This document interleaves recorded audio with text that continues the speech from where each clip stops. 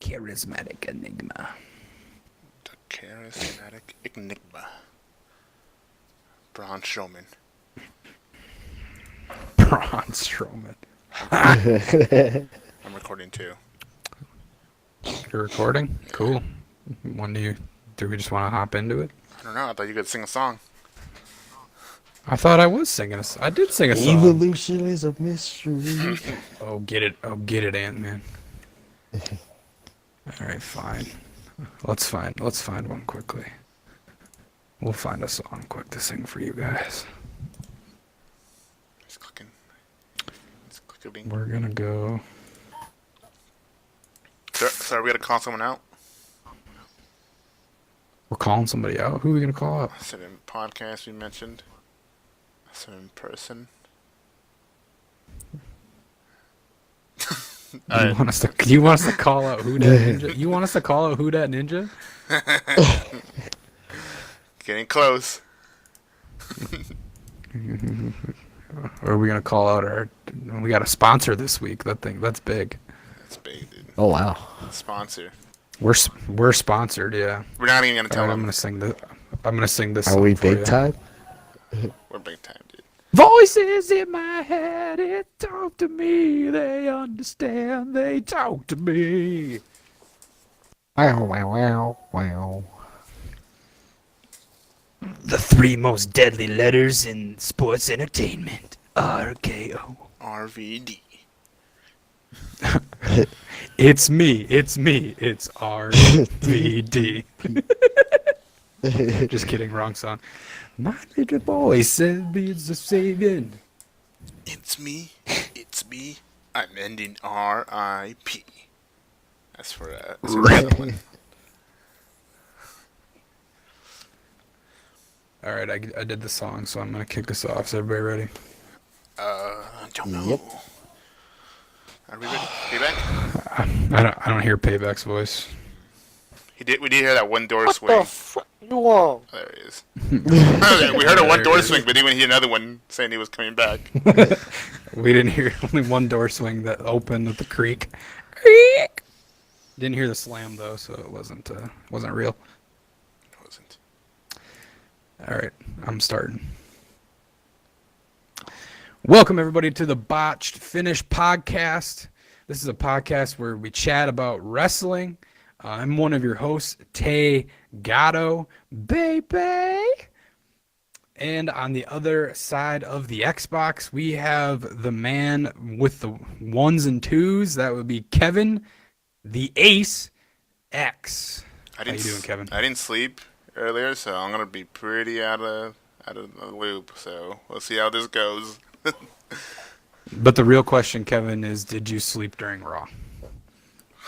Come on. After that Raw, I had to. You'll find out where. We'll find out in a little bit. But and also we have KillerPayback. How you doing, Payback? I'm not here. Oh yeah, he's not here. Okay. And last but not least, we got Ant-Man. How you doing, Ant-Man? You back from the black flu? I am back from the black flu, and Black I Friday flu. kind of wish I had the black flu during the episode of Raw, because good lord. It's the Black We'll Friday get the flu. we'll get Black Friday flu, but Black flu? black, hey, pink black flu, flu. purple Hey. flu. Ant-Man wished he had some type of flu going on during the Raw this week. Preferably not the stomach flu, though, because that's nasty. So, like I said before, this is the Botched Finished podcast. Each and every week, 4, sometimes 5, depending on if Omega wants to join us.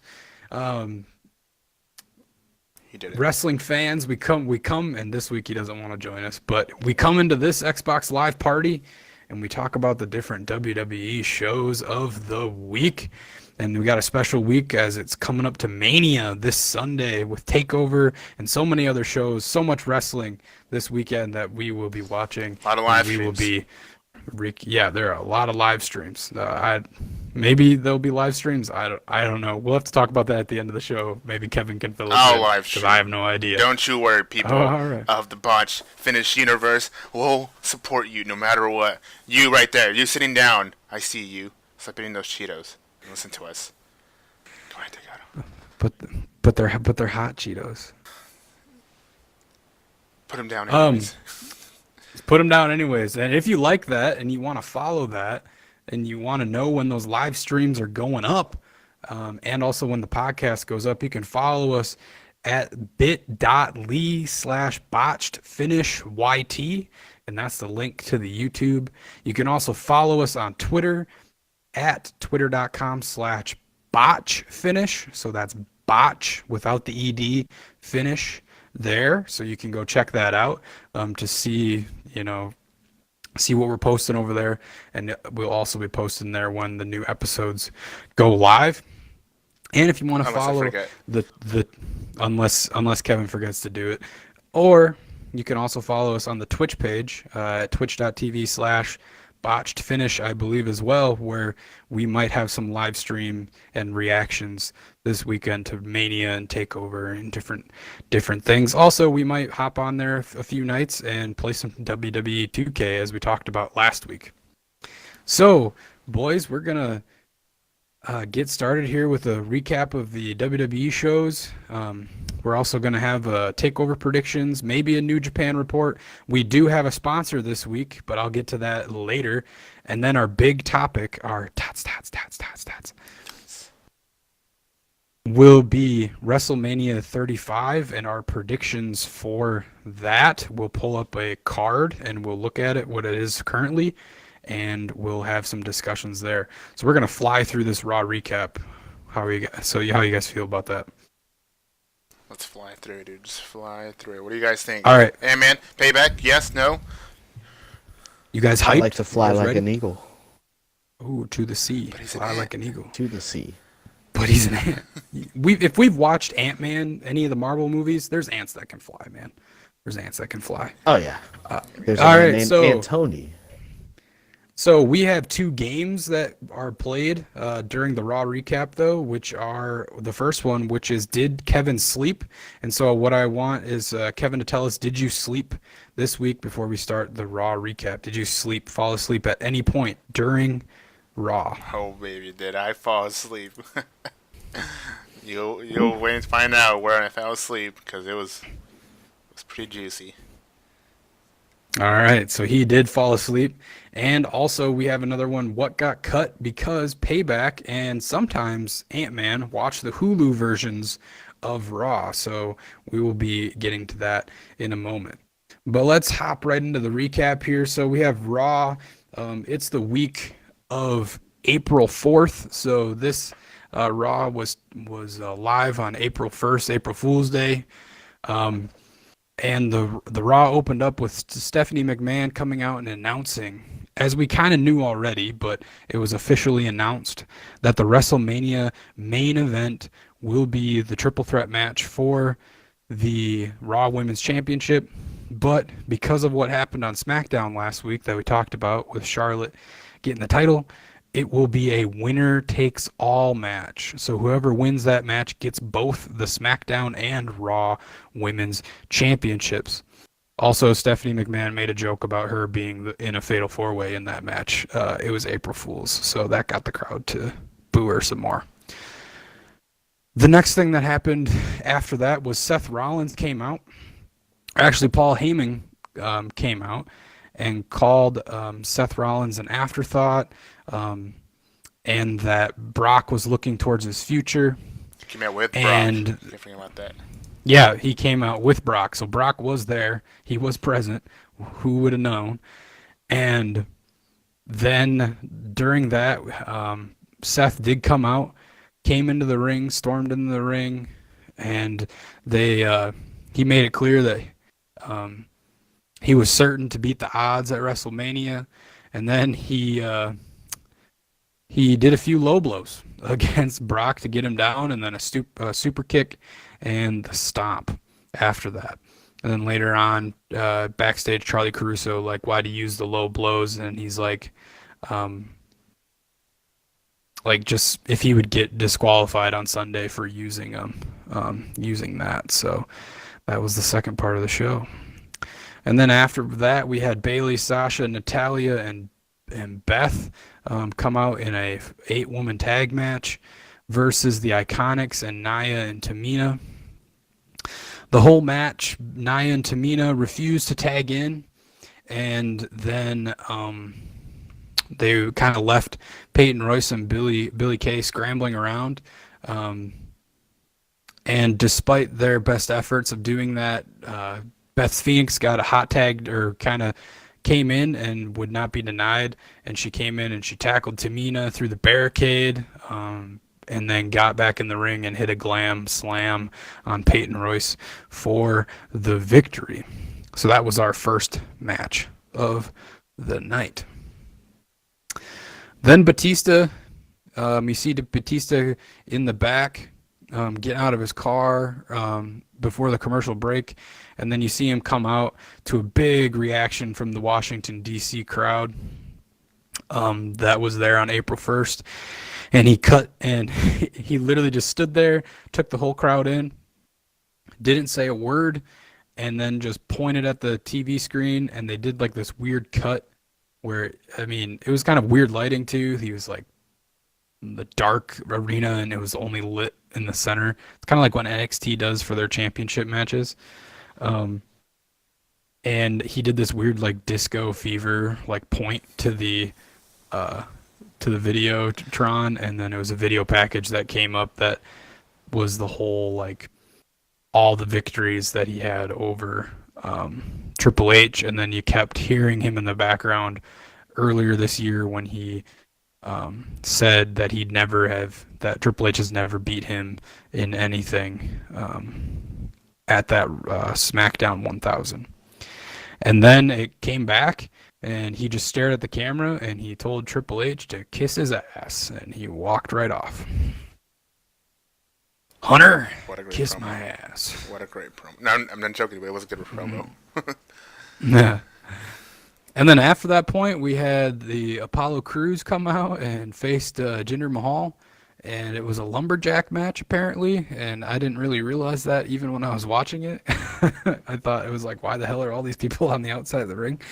But Jinder Mahal and him fought, and then pretty much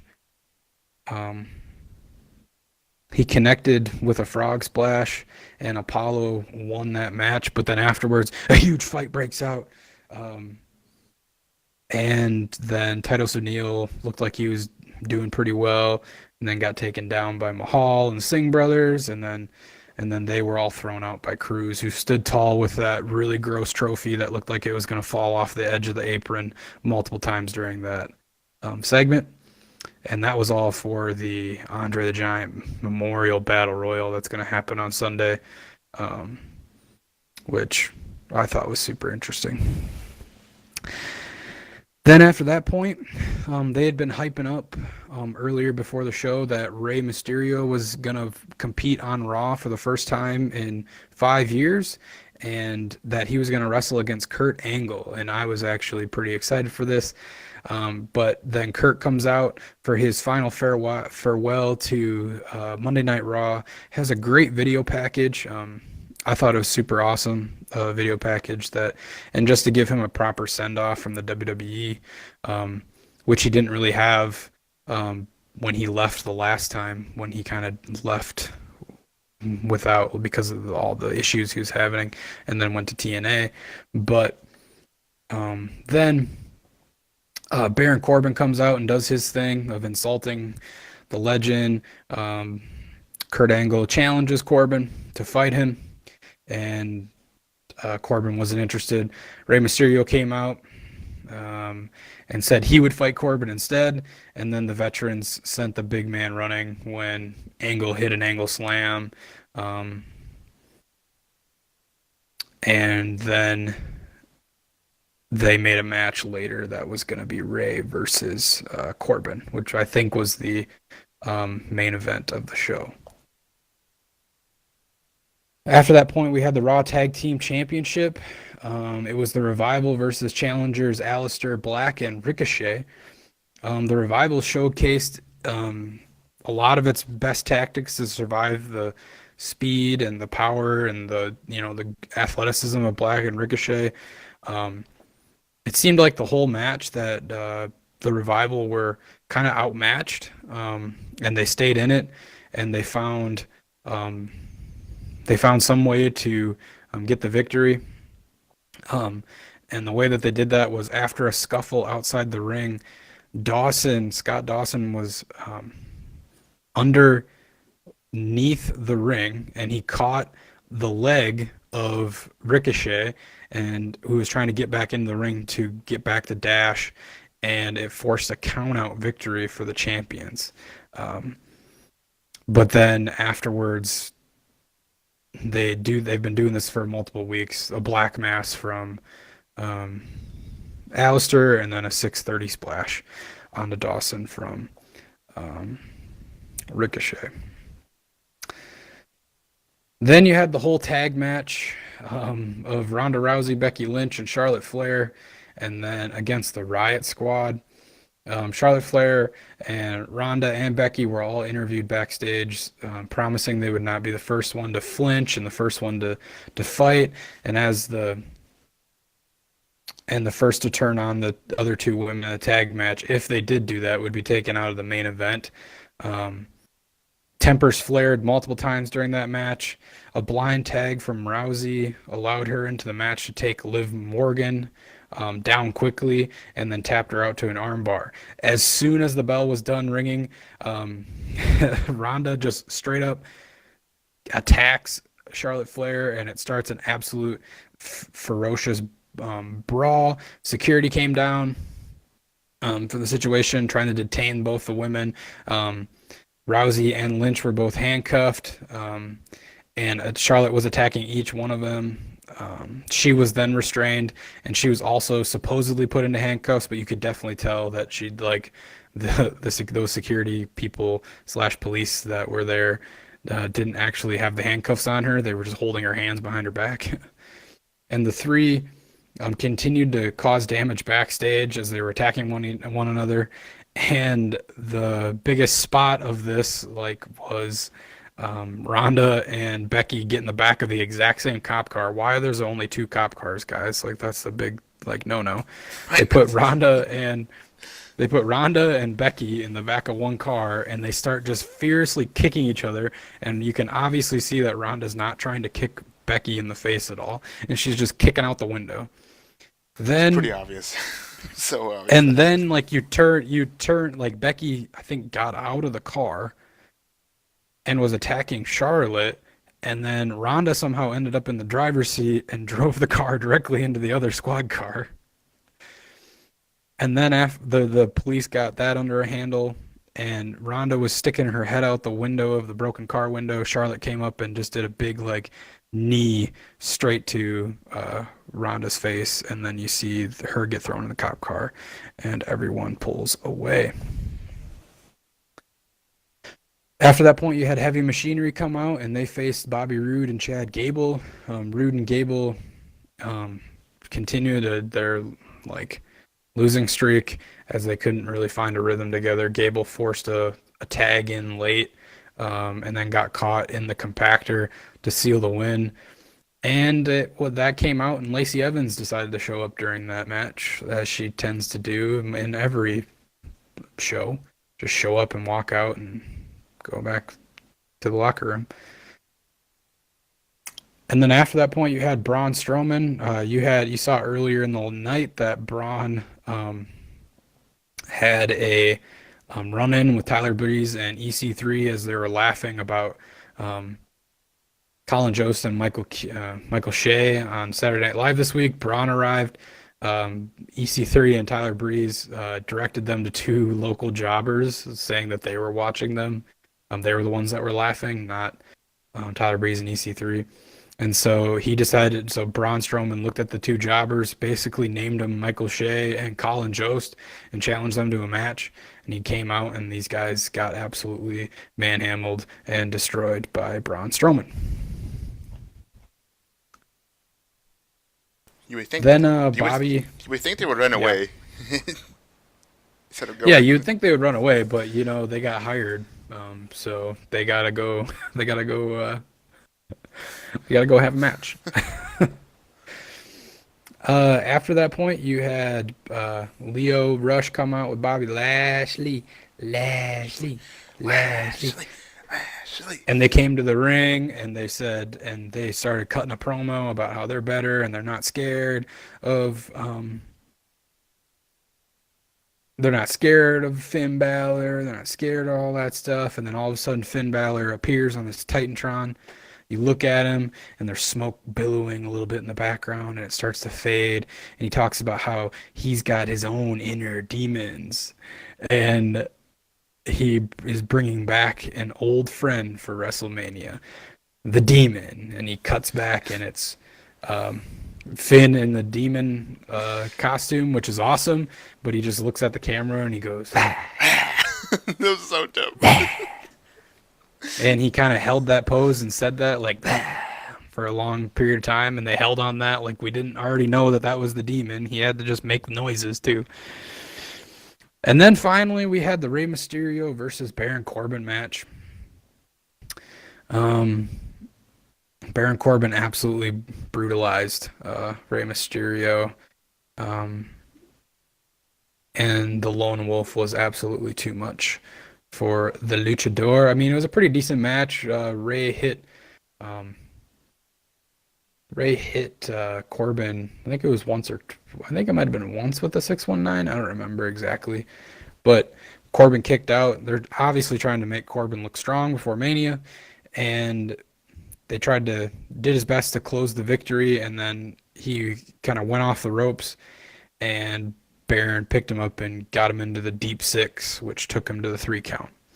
And then as Corbin was heading out of the ring gloating, Kurt Angle came out from behind, picked his ankle, and put him into an ankle lock and sat there and ripped his ankle apart, supposedly there, to end the show. So, guys, that was Raw.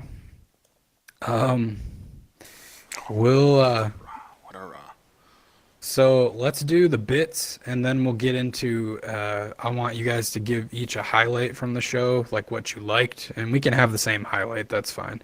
And then a low for the show, and then we'll give like our overall rating, and then we'll just move on to SmackDown. So let's go to the games. Wait, the first little bit. Before we go, at the beginning, you mentioned that 8-woman tag match, right? I did. Okay, I couldn't remember if you did or not. I did mention it. Yeah, Beth Phoenix did the Brock and Goldberg spot. Gets a pop. So Gets a pop. All right, so let's do the games here for Raw. So the first one that we're gonna do is did Kevin sleep during this? And so what we do is we try to figure out when KevinAceX fell asleep and how long he slept for. So before he woke. So what was the match that he fell asleep at? And then which matches or promos did he miss? And then where did he wake up at? So Kevin, the question is, did you fall asleep this week? I did. Kevin did fall asleep. All right, so guys, Ant-Man, Payback. I want to hear your guys' guesses on where you think Kevin fell asleep. Where did he start? Where did he wake up at? Ant-Man, let's go with you first. Well, it's tough because in this week's episodes there's so many different spots that I could pick where Kevin slept. I actually wouldn't be shocked if he slept through the entire thing. That probably would have been the best idea. Oh no, I couldn't. This is the go home show, and I really wanted to. So I'm gonna say you fell asleep at the beginning of the Black and Ricochet versus Revival match. Because I want to say that's about a good hour deep into the show. I'm going to say at the beginning of that, and then wake up to I don't remember any of the because there was like a ton of backstage promos, so I can't even remember like which spots. But like if I were to guess like a beginning of like when you woke up would be right before the uh, Charlotte, Ronda, and Becky 6-man tag. Okay. Interesting. So we got Ant-Man's vote there. Payback, where do you think Kevin fell asleep at? I think he did it during the lumberjack match. And just then? And Just during no, that no. part? And then he maybe woke up like right at the start of the Raw Tag Team Championship match. So he slept through the Kurt Angle, thank you Kurt type stuff. Yes. Okay. Okay. I am gonna say that he fell asleep. Let's go with the Heavy Machinery and Bobby Roode and Chad Gable tag match is when he fell asleep. And he woke up at the Finn Balor and Bobby Lashley promo. So he slept through that tag match with Rude and Gable and Heavy Machinery, and also the Braun Strowman versus the Jobbers, and woke up probably during the Leo Rush, Bobby Lashley, Finn Balor promo. That's my guess. Kevin, where did you fall asleep at? Interesting. I forgot what you guys said, but I'm gonna take your word that no one got close. Okay. Oh, really? I don't know. I can't remember what you guys said. Just say it, and one of us will pipe up if we did get it. All right. It's gonna be surprising. I only fell asleep during one match. Oh, okay. Oh wow! Only one match. Oh, and I know which one it is. And it was Which one is it, the Kevin? Apollo Crews and Jinder Mahal match. Dang, Payback got it. No, he said all the way to the beginning of Ricochet. That's true, only but- one promo too. Yeah, because I woke up. This is how it happened. So I fell asleep right after Batista left, and then I just woke up right when Kurt Angle was coming out, and I was like, "Did I miss something?" And I'm like, "I don't think I missed anything." And I go back and look at what happened during the show, and I was like, "There was a lumberjack match? Like, what the hell?" Yeah, I don't really remember watching it besides the fact that like I was like that trophy is literally gonna fall over. Yeah, I saw that picture too. I was like, when did this happen? Like, did I really just miss a match? I'm like, oh, it must have been when I fell Alright. asleep. So Payback got some of it right, so I'll give him some credit for getting like the beginning of the fall asleep right. I'm actually surprised that this isn't the first episode where you had multiple fall asleep spots. There was a lot of times I just stopped paying attention. I'll tell you where right Go now. on the phone, go on the phone, go on Twitter. I'll tell you right now, the whole like Becky Lynch, Charlotte, Ronda thing after the match, I kind of stopped paying attention because it was going on for a really long time.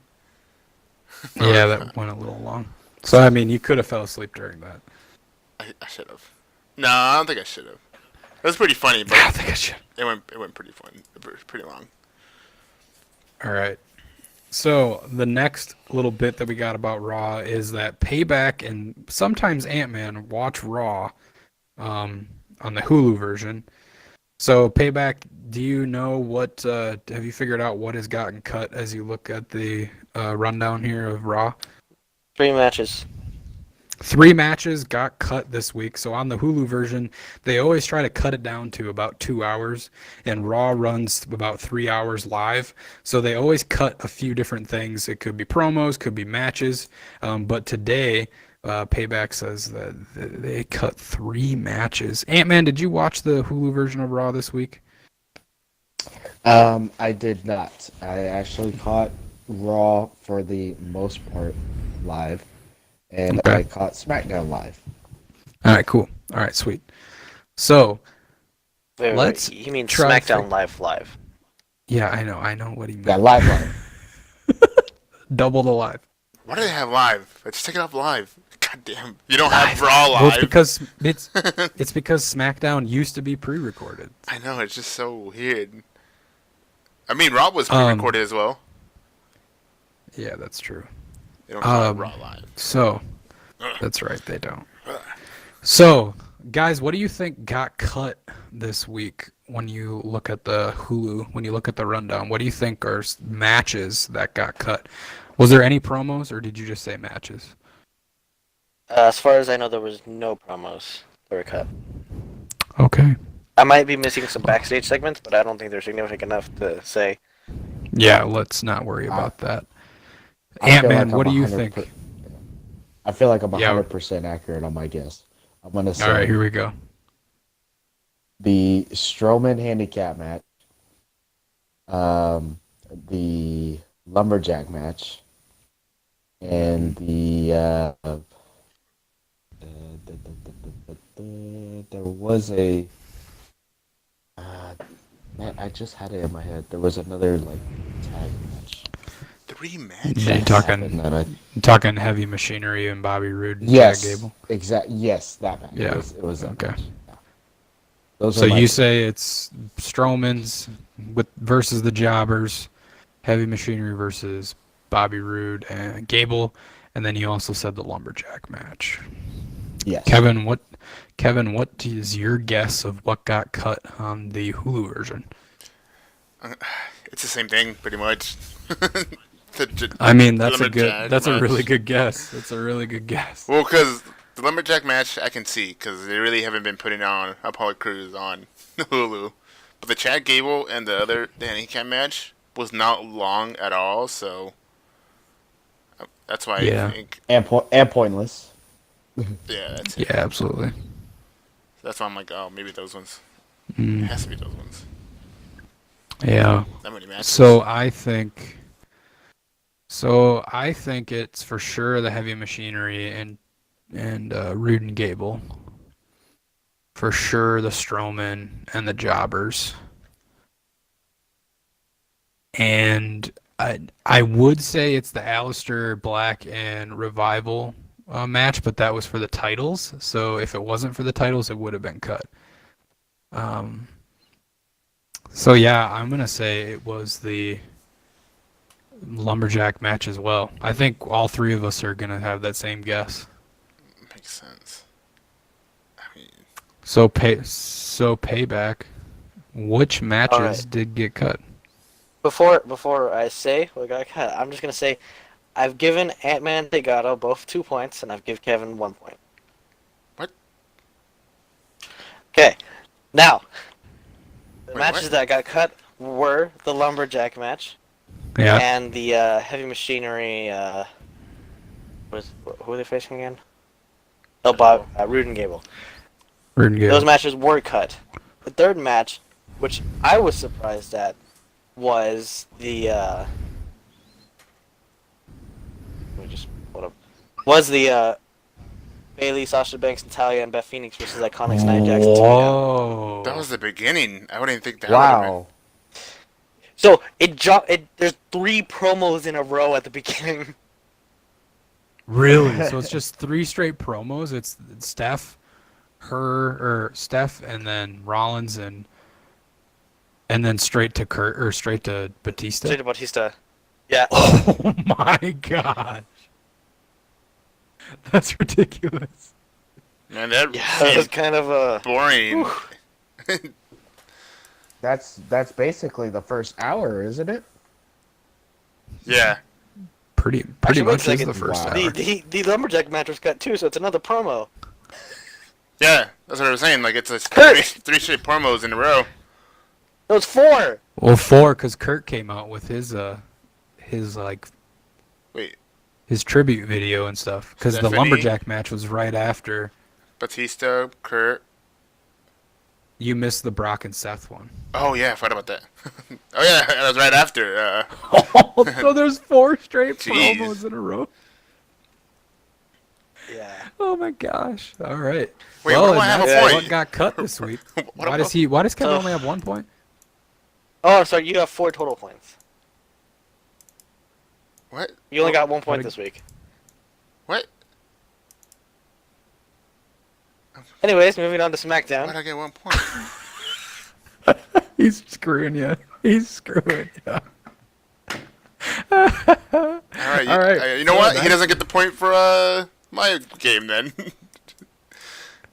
It's whose line is it anyways? It's like the points don't matter. It's just like his payback Keep it stars. score. You can't figure it out. It's like, what the hell happened? I got the same. I predicted the same All right. thing. So off the that podcast was next so that week. was Raw this week. He's off the podcast. Do you guys have a something that you thought was really great on that Raw that you guys want to bring up? Kevin, do you have something great that happened on the Raw that great. you're like, oh yeah, let's go with the good stuff first. Well, that was a lot of great stuff happening. I guess you can call what was great. What was great? I mean, the Charlotte, Becky Lynch, and Flair was pretty entertaining, but other than that, everything else was kind of like, oh, Batista's promo. That was the best. Okay. What was it? Four words, and it was amazing. Yeah, Hunter, kiss my ass. Yeah, I like that. So that's your high point. Payback. Do you have a high point during this Raw that you saw? Because sounds like you got the first hour So- completely cut. No, I watched it with you guys too. Remember, I was there. Oh yeah, you're right. I just went back and rewatched the Hulu version.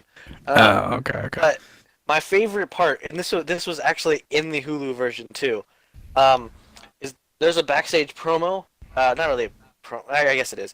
But it's like the only build up in this entire show where Alexa Bliss is talking to Tyler Breeze and EC3, and you're talking about stuff, and he talks about the what is it called, the Weekend Report. The weekend update. Weekend Update, that's what it's called. And they're laughing about it, and then Braun walks up and he's like, "What are you laughing at?" Like, "Oh, those guys over there were laughing about the Weekend Report." And then goes up to the jobbers and challenges them to a match, and then they actually have a match. That was like the only match with like real build up around it. Mm-hmm. Yeah. That's The true. rest of them seem kind of formulaic, like stuff we've seen before. You don't call that And also, it's Ray and Corbin a build-up? Yeah, okay. I mean, but that wasn't what we got advertised for. I mean, we didn't get advertised Either. for that handicap match. yeah, but like he's already had a bad taste in his mouth because Ray versus Kurt wasn't gonna happen. So he's like, well, I gotta watch Ray versus basically another jobber and Baron Corbin. And then he might not even be there for WrestleMania. So I mean, Oh, right? Yeah. Yeah. Corbin. Yeah, I mean it's good to see Tyler Breeze on TV. And having EC3 saying words. yeah, And she said something. EC3, he actually has a personality a little bit. I was scared at first he was gonna say anything because he did pause, or he didn't say anything at first for like I don't know, 10 seconds. I was like, oh, he's not gonna get to say anything, but he does. But just surprised me, he did. Yeah. Ant-Man, did you have anything on this show that you thought that you liked? Yeah,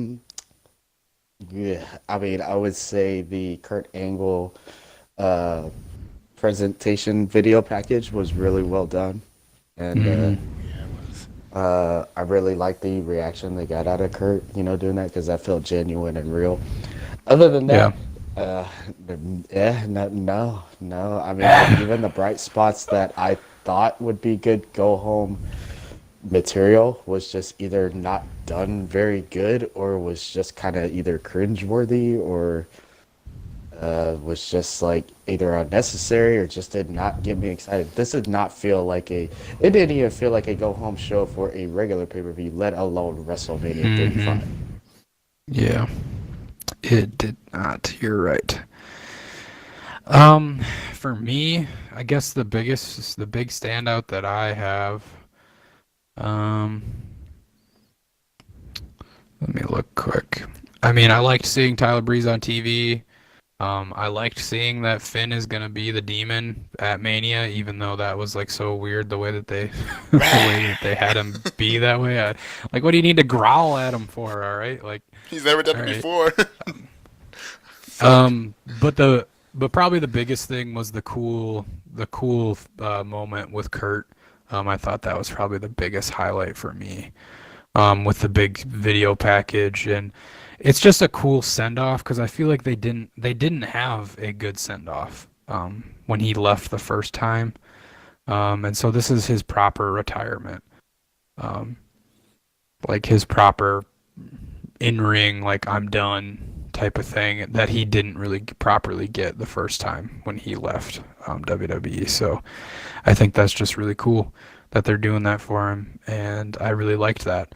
Even though I didn't like that it was Baron Corbin versus Mysterio, and I wish it was Mysterio versus Kurt, but I loved that video package. So that was probably the highlight for me. Now let's get into the stuff that we hated, or just did not like. I would say everything else was just utter crap. Kevin, did you have one thing specifically that you hated that you're just dying to get your opinion out about? I can't just say one thing. I'm gonna say everything. I mean, Well, just pick one, I mean, and the hopefully finish the rest of us can get it. to the Aleister Black and Ricochet match was kind of dumb, and that's how they end the story there, since they're not gonna fight for that championship. So I don't know. Such a dumb way, or a weird way for them to finish that little feud. I guess because they're in multiple feuds, which I don't know why they're in multiple feuds. It's so weird. At the place they're in.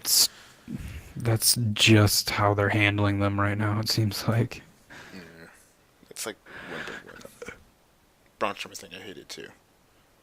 That's it. Payback, did you have one thing on the show that you just are dying to talk about that you hated? Throughout the Raw, they were interviewing Ronda, Charlotte, and Becky. It was the most pointless waste of time I've ever seen. When They literally like, added interview nothing them backstage about the stuff. Yeah, it was before their match. They're just talking and stuff. There's nothing being said that was added to the feud at all. Just kind of pointless.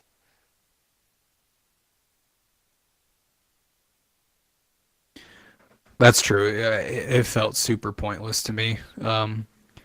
Even though they were like building, like, yeah, we're gonna be fine. Like during the match, we'll be fine. I'm not gonna be the one to like blow my gasket, all this kind of stuff. But like, it just, yeah, you're right. That was something I didn't really like about it.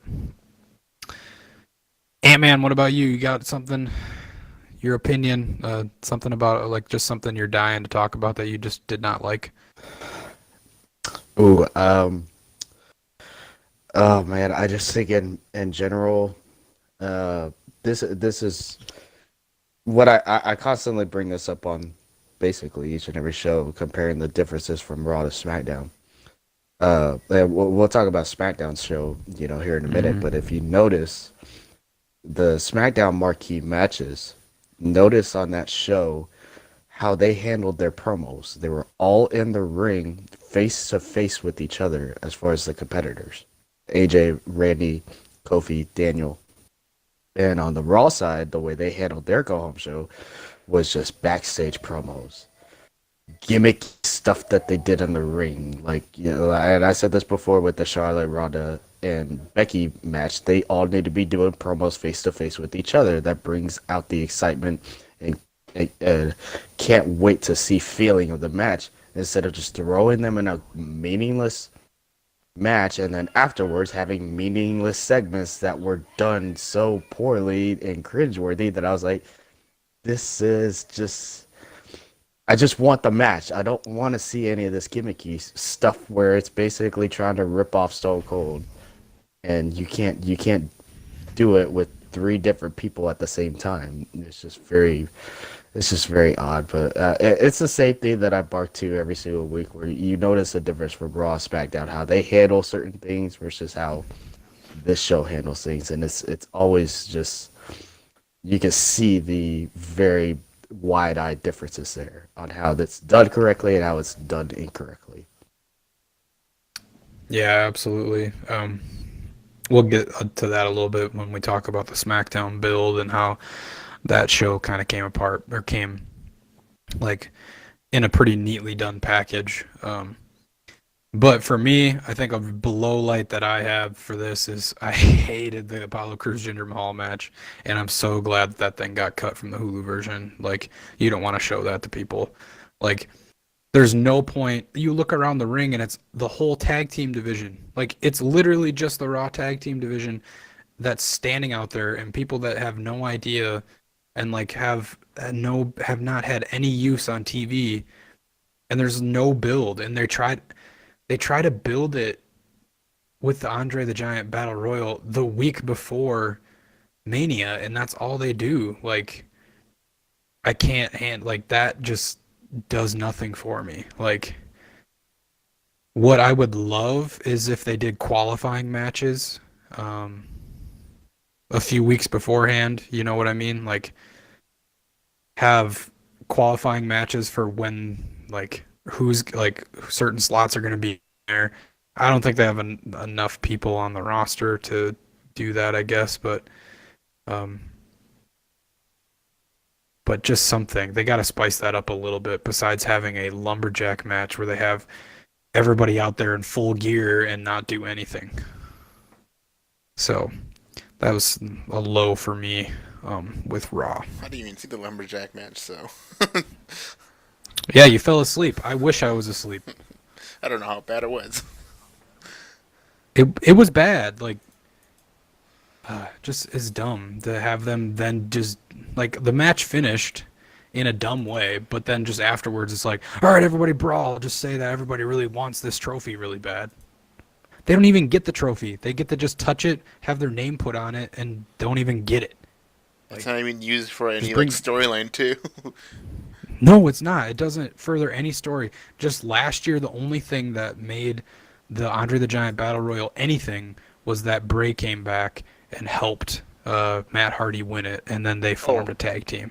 That was like the Right. only thing that happened last year. Yeah. Can I ask something? Has any of these winners been crowned without interference? Cesaro? Who was the first one? I think It was Cesaro. Baron Corbin was one of them. So I think Cesaro might be the first one, if I remember correctly. I think he was the one. remember. There was no interference. But like it's I don't necessarily think it adds anything to the show of WrestleMania really. Besides the fact that like, oh, all these undercard guys that aren't in a feud, they get something to do, which is wrestle one match on the pre-show. But that's just my opinion. So that was our Raw recap of the week. Guys, what would you give an overall rating of this show? I can kick us off with my rating system. I'm gonna give this a full thumbs down, like a Batista bomb thumbs down, like Randy Orton's up on top of Batista's shoulders, and Triple H thumbs downed him. You know, that's kind of what I'm feeling for this one. Kevin, what are you thinking for this one, for this show? I should have slept more during the show. That's what I thought. That's a good ranking. At least 3 times. Payback. I give it meaningless payback stars. You're gonna give this? I give it 1 regular pay star and 4 mini pay stars. All right, don't know what that means. Ant-Man, what would you give this? Raw? I wish I had more hands so I can give it 4 thumbs down. Just point your big toe down. We can say that those are 4. 2 thumbs down and 2 toes. 2 toes. All right, guys. All right, let's get to the SmackDown recap. SmackDown, this April 2nd episode, was in Baltimore, Maryland. And so the first thing that you see coming out of the gate here on Tuesday night is the Kevin Owens show.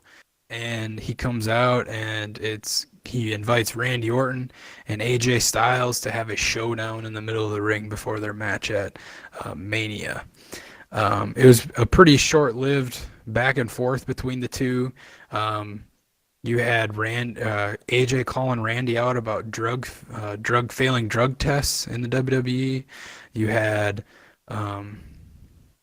Randy talking about wrestling in high school gymnasiums, and I'm surprised he didn't say bingo hall in this promo, but he didn't. And then all of a sudden, they just you see Kevin Owens realize that they're going to get physical. He literally just stands up, walks out of the ring, and they literally look at each other and they just go at it. Styles got Randy down and went for the phenomenal forearm, and Orton, like we've seen this spot multiple times in matches that these two have been in already, Orton catches him with an RKO in midair, and the Viper just stands tall at the end of that segment. It was a pretty short segment, but it happened right away. And then we go straight into another another eight-person tag match here, and this one is the Usos and Aleister Black and Ricochet versus The Bar, Rusev and Shinsuke Nakamura. And so the heels of The Bar and Rusev and Shin isolated Jay during this match, during most of it, cutting off the ring and keeping the partners in. Jimmy Uso at one point during the build does get a hot tag, and then all of a sudden all the action kind of broke down and it turned into like a craziness. Ricochet starred, did his thing, flying around the ring, jumping over stuff. Aleister Black then blasted Cesaro with a black mass. The Usos delivered a double super kick to Rusev to set up the finish, and that's how they won that match. So Ricochet, Black, and the Usos beat those two. After the win was done, the champions stood. They were in the middle of the ring, and all of a sudden, Alexa Bliss is on Smackdown, and she shows up and announces that the Usos have to have retribution for what they did last week, was that last week, in the New Day tag team battle or tag team gauntlet. So to punish them, they have to defend their titles at Mania against the 4 tag teams that are in the ring. So it's going to be a fatal 4-way match for the SmackDown Tag Team Championships with Black and Ricochet, Shin and Rusev, and The Bar versus the Usos in a fatal 4-way. After that was done, there was a brawl that broke out, and that led to Aleister and Ricochet standing tall in the middle of the ring, looking strong, as they have been. After that point, we had the Iconics come out. Peyton Royce was showing off the blonde hair. And they addressed the talk about WrestleMania and what they're going to do, and talked about the tag team titles. The promo was pretty brief, and then at the end they just promised for an iconic championship win. After that point, it was Miz. The Miz came out, and he cut a promo on Shane, calling WrestleMania his retribution. The A-lister at that point came out to face Sanity, and he was out there for pretty much the 3-on-1 handicap match against Eric Young, Killian Dane, and Alexander Wolf. And at that point, the Shane did come out, and he was watching from the ramp. And then they pretty much have been tackling dummies, Sanity basically. During the middle of the match, McMahon kind of stopped him and said, "All right," did a bunch of verbal insults and pictures of Miz and his father, and Shane grabbing Miz's dad's face. So then, even as McMahon at that point announced it was going to be a Falls Count Anywhere match now, this handicap match. So that ticks the Miz off even more, and he shows even more resiliency and goes all around back into the parking garage and slams a crate, one of the big rolling crates into the head of Eric Young and pins him backstage. And so the Miz defeats Sanity there. How? As that's, yeah, how is the big question. Once that match ends, though, you see the camera pan and you hear a cop coming in. And I thought, at the end of this match, so at the end of this match was funny. You look to a black Tahoe and you see Shane in the back window pointing at him and doing a little like nod thing. And then the SUV rolls away. And then almost at the exact same moment, it's like they planned it. The cop car shows up that's got Becky Lynch in it from being arrested last night in D.C. And so Becky comes out and goes out to the middle of the ring. Basically, Corey Graves comes out and is like, the man, Becky Lynch. And she comes out and grabs a mic, walks out of the ring, tells Corey she doesn't need anything from him, stands up on the announcer's table, and it basically talked about how the WWE even had original plans for WrestleMania to have Charlotte Flair versus Rousey, and that was the plan. And then it all changed after she turned on Charlotte Flair and became the man. And then she put over the main event and vowed to return to SmackDown as the unified women's champion. Then probably the thing that I hated the most in all of SmackDown and thought it was the dumbest, and I'm going to just put my opinion in right here, was the 18-person mixed tag team match. Holy crap, that was stupid. Let me just list off all of these people that were in this match. We had R-Truth, Heavy Machinery, the Hardy Boys, Carmella, Naomi, Asuka, and Nikki Cross on one side, and they battled EC3, Luke Gallows, Carl Anderson, Andrade, Shelton Benjamin, Mandy Rose, Sonya Deville, Lana, and Zelina Vega in the largest mixed tag team match in WWE history. And, okay, hated it. There were some fun-filled spots, I guess. Otis did his Caterpillar on EC3, and then there was a little bit of a renewal of a rivalry between Naomi and Mandy Rose. But then they pretty much, somebody gets DQ'd, and then it just turns into utter chaos.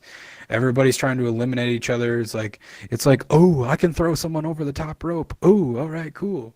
And it turned out with, at the end, of Asuka throwing Jeff Hardy over and standing tall at the end. SmackDown, come on. The next match is one that I actually liked. Was Ali versus Samoa Joe. Just 5 days before he's supposed to defend the title against Rey Mysterio, Samoa Joe battled Ali. It's not Mustafa Ali, ladies and gentlemen. It's Ali. Pretty much Ali kind of took the fight to Joe right away. He staggered the champion early, and then unfortunately there was a big tornado DDT. And that was the most impressive thing that he did in the match. He tried to do a 450 splash, but then Joe blocked it and applied the Coquina clutch, and that tapped out, or didn't tap him out, it made him pass out. And that's how Joe got the defeat there. That was a pretty high-flying match. It was a nice. And then it was a good match. And then at the end, we had the WWE Championship contract signing. So we had WWE Champion Daniel Bryan and Kofi Kingston. They sat right across from each other. Michael Cole was the moderator. I thought that was an interesting choice, but okay. And they were going to make their match at WrestleMania official. Bryan signed the deal, and he took a hell of a long time to educate the WWE Universe. He blamed Kofi Kingston's 11-year frustration on Kofi's complacency. He implored the masses not to wait for someone to push you the way the New Day man has. The number one contender, Kofi, then cuts off Daniel Bryan and is going to dictate his own brand of education. He rose from his seat, standing up, and he told him he had watched and studied the champion's journey to the title. He said, and I quote, "You don't know me, you don't know what I've been through," he exclaimed. Kingston then signed the contract after a fiery exchange, tossed it to Michael Cole, and ended the show as intense and focused as we have ever seen Kofi Kingston. And that is how the show ended, was with that promo. What a show. So this was SmackDown. Guys, let's just do a highlight from each of us first. So Kevin, what was a highlight for you in SmackDown? I didn't fall asleep. That was the highlight. Perfect. Hold on. I clicked out of the SmackDown. I'd really liked. Man, so much happened. So much happened. That match with Mustafa and Joe was pretty good. It's a non-title match, which is interesting because I think they might have Mustafa be the backup in case Ray can't be in the match for WrestleMania. So we'll see. We'll see what happens. I like that one. I liked that AJ and Randy was pretty interesting. It was entertaining. I liked it. But that's about it. Everything else was like cool, but I mean not everything was cool. Actually, yeah. I forgot what happened. Nah, I see what happened. Payback. Let's go to you. What was a highlight of SmackDown that you liked? So, the best non-title build-up, like non-title match at WrestleMania, definitely AJ versus Randy Orton. And, of course, that leads to some of the best, I guess, their promos so far. Something that feels somewhat real, in a sense. And, yeah, it's probably the only non-title match that I'm really excited for. Yeah. Ant-Man, what about you? What was a SmackDown highlight for you? I would say the promos, the promos from pretty much everybody that was on SmackDown were really top notch. The AJ Randy, Kofi, Daniel Bryan. I mean, even the Iconics getting their little 5 minutes was done really well. Becky had a good promo. It's almost like people on the SmackDown roster know exactly what to do with their promos and are not spending 5 to 10 minutes doing backstage or pre-recorded segments like Raw does. Mm-hmm. Yeah, I totally agree with you. I would even put the Little Miz promo that he cut before his match as one that was really good too. Just the one that was right before his match, I thought was decent. I mean, I thought it was good. I didn't like the match. I did not like the match. I'll get in that in my lowlights, but like, and I mean, I'm sure we'll talk about it too. But like, I thought what he said beforehand was a pretty fueled, like, nice promo that he cut. And I think just the Shane. fact too that he did that promo in the ring prior to his match, because I didn't like the match, but doing that promo in the ring was really well done too. I mean, to me, that's just my pet peeve mainly. Is like if you could get these promos in the ring, they turn out and look a lot better than doing them backstage. Yeah, that's true. And I think they do a lot more backstage interviews as promos, and I'm not a big fan of it. Especially they haven't done these in a while, but the ones that when they are the cell phone camera supposedly ones, Oh, I hated and then this. they put the little, and then they put the graphics of the words that they're saying. Like I just thought that was like, ugh, made me puke. A highlight for me in this show, I'm gonna talk about for sure I love the Ali and Samoa Joe match, but I think the ending promo of Kofi and Daniel Bryan was so good. I thought I could feel the emotion that Kofi was feeling, and I love the whole like how fiery the crowd was during it, and like how Daniel Bryan was like super selling that and like telling the people to shut up and like all this kind of stuff, like doing some really good heel work there. So I think that promo, the contract signing at the end, was just really cool. Was a good build, and it definitely shows that like Kofi is like so over with the crowd right now with the title, and like that Daniel Bryan is like getting really good heat. Like even when he's like he's just a top notch guy like in this business, and totally respect the hell out of him for that. All right, guys, let's talk about the big elephant in the room. I wonder if everybody's gonna say the same thing as like our low light, but what was a kind of a low for SmackDown? Kevin, what do you got to say? How the hell did Miz beat the Sanity? And how the hell was he keeping up with them? I mean, I don't see him as a tough guy, so that was interesting how they betray him during that match because he felt, I guess, strong against him. It's just I don't believe it. I don't know. It's so weird seeing that What you Honestly, mean, he man? He felt beat John Cena 10 years ago. with interference. honestly it feels like yeah, with interference. But honestly it felt like they were trying to put him over here as like a Mick Foley. Really? Like as that's what I thought. That's what I got over is like they were trying to make him like super hardcore and like cutting edge, and that like he's so pissed that he's gonna do anything. You know? Like I thought that's how the angle they were trying to go with it. And like it didn't work. I'm telling you it didn't work.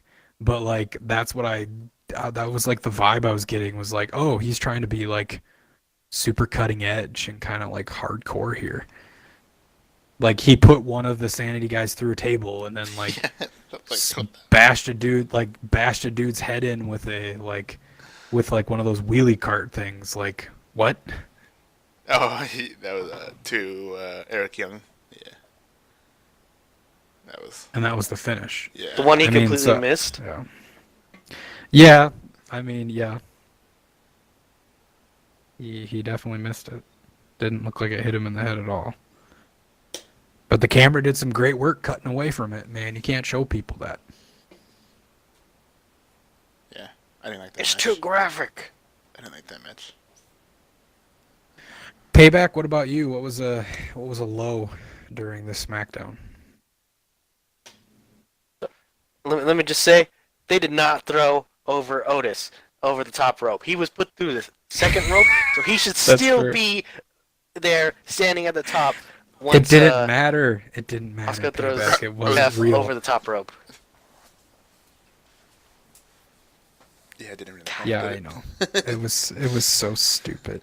You're right though. Also, who did he toss? Oh, who did he? Oh, they tossed. Oscar tossed Jeff Hardy, and then Otis kind of rolls with Jeff. I was like, what's going on there? He like covers Jeff. He's Well, it protecting was him, like- man. You gotta cuddle him. To It was protect him. like it was like Jeff hit him or something when he fell out, and then Otis like rolled over and was like saying something to him of like it was like I bet you this is what the conversation was. Hey Tucky, hey Tucky, Tucker, Tucker. hey Tucky, hey Jeff, Jeff, you hit me in the balls, Jeff. It was so weird. I thought when that all happened too, I thought it was gonna be like, oh, are they gonna have a mixed gender battle royale? Since I everyone mean was that would be tossing more everyone. interesting. Yeah. I would be a lot more interested in the Battle Royal if that's what it was. You think WWE's going to strive for true gender equality? Yeah, no. Just give them tag titles. One day. So what about you, Ant-Man? What was the low for you of SmackDown? Um, actually, I gotta say, right after the Randy AJ promo, that good hour was just abysmal. I didn't really enjoy the first hour of SmackDown, or about a good hour or so of it, right after the AJ Randy promo. So it was like the 8-person tag match, the Yeah, Iconics promo, the Iconic 3-on-1 promo was handicap match, yeah, and then it kind of flipped to the Becky promo, which I think Pro- was the last hour. yeah, and then I the think that was the 18, beginning of the last hour, yeah. yeah, and then the 18,000 tag match. Yeah. So that little first hour there after the beginning was your kind of like that was Yeah, kind of your time. That was your time to yeah, scroll through social media and not actually care. yeah, pretty much. Okay. The low for me, and I mean, I think you got it when I was giving you the rundown, was that 18-person tag match. They didn't even give an actual finish. That kind of pissed me off. It's like, all right, let's just have someone get DQ'd and then turn into a brawl, and then let's have every single person do some spot, throw everybody over the top of the rope. All right, cool. That's like, oh yeah, that's just symbolizing what they're gonna do on Sunday. Bleh. But no, it's not, because Asuka's not gonna throw Jeff Hardy over the top rope tomorrow or on Sunday. Like, that's not what's gonna happen. Like, that's not exactly building up to that. It's like, oh yeah, Asuka looks strong at this. She even beat the boys. Like, all right, cool. Like, How did it? there's too many people. Yeah, in she's that so good. match. Give her a title. How did they get disqualified? Give her a title. I missed that.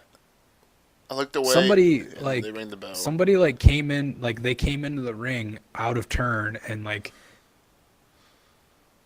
started beating on each other, and then like the refs like, all right, we're done. That They happens all called the it, and time. then like then all of a sudden they're like, all right, everybody get in the ring. It's an all-out brawl. Makes no sense. And I'm That just happens all the like, time. this is so dumb. It made no sense. Like, it's why I hate these battle royals on WrestleMania. There's no builds to them. Then their builds that they try to do is just throw everybody that's in the matches into a match the week before Mania and just be like, all right, cool. Watch. 1 year they're gonna have a superstar filling every single like inch of the apron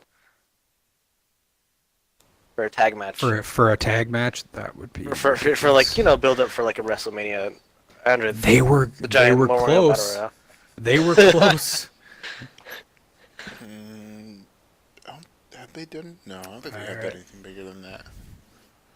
No, it said in the rundown that this was the largest tag match in WWE history. I don't believe it. All right, so what would we give this as a rating? This show for me, the promos alone give me, and the Ali Samoa Joe match alone pretty much give me a thumbs up for this show. There's probably like 2 or 3 things that like I'm like meh about, but like overall, I give it. It was a solid start of the show. I love what they did of like solid promo at the beginning with AJ Randy, solid promo at the end with Kofi and Daniel Bryan, and then have a pretty high tier match with Samoa Joe and Ali be like the main event of the card. So I'll give it a thumbs up. It's just one thumbs up. It's not like I'm not throwing 2 of them up, just one. Kevin, what would you give this show? I'll say it was better than Raw, but I only liked 2 out of the 4 matches, so maybe I should have slipped this. Maybe I should have slept with 2 matches. Not the whole thing. Don't sleep through the whole No, thing. no. But only sleep through 2 matches. All right. I can live with that. Payback. How many of the meaningless pay stars are you giving this thing? Alright, so I'm going to answer with both a tweet and pay stars. Now watch this. All right. Let me see Quote. the tweet. I like to think of SmackDown as the mouthwash you need after the turd Rod just left in your mouth. End quote. That quote was from Big E. That works sometimes. All the time. 3 3/4 pay stars. 3 3/4 pay stars. All right. No mini stars there apparently. Let's go with Ant-Man. Give me your overall grading ranking of SmackDown. I would say 1 Batista thumbs up and 1 bar thumb. Oh, okay. So That's it's all right. So yeah. it's like a 1.5 Yeah. Batista thumbs up. Yeah, okay. I feel you. Yeah, so that's SmackDown this week. Lastly, we're gonna go before we get into sponsors and maybe a New Japan report, is we're gonna go over the NXT stuff, and then I want to talk a little bit about predictions just quickly of NXT Takeover this Friday night. It's tomorrow. Holy that's tomorrow. Tomorrow. 4 p.m. That's crazy. Oh yeah, 4 p.m. your time, 6 p.m. my time. Hopefully I'll be back from wherever I'm at that point. You better. I better be. So let's go with NXT. This was last night's NXT. That is the go-home show for Takeover. So this was April 3rd. And so to begin the show, we had War Raiders come out. And they were facing 2 guys I had never heard of before. And they beat these guys in a complete squash. Afterwards, the War Raiders grab the mic and say, "This is what we're going to do on Sunday, and we're not done yet. Give us another tag team." And so then they call out these people, and it turned out it's this Cesar Bononi, I don't know how to pronounce his name, and Adrian Jewudi. I think they're the Brazilian. They're Bononi? they're like, one guy's like a Brazilian jiu-jitsu guy that I've seen as a jobber kind of. They're PC guys, and then Adrian I think was like a new signing that they had paired up with him as a tag team. But then the War Raiders just squashed those guys too. And then after that point, they just come out and they just kind of stare at the camera and just chant, "War, war, war, war." After that point, we see Candice LeRae walking in. She's almost as tan as her husband. And she gets interviewed on her way into Full Sail. She says she's super excited to watch her husband, Johnny Gargano, on Friday, but she's also excited to watch the women's title match because she wants to be the champion. At that point, you see from behind, she gets interrupted by Aaliyah and Vanessa Bourne.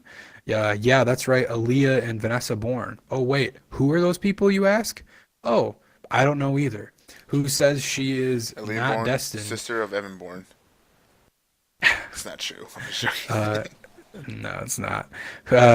And they say that she is not destined to be women's champion.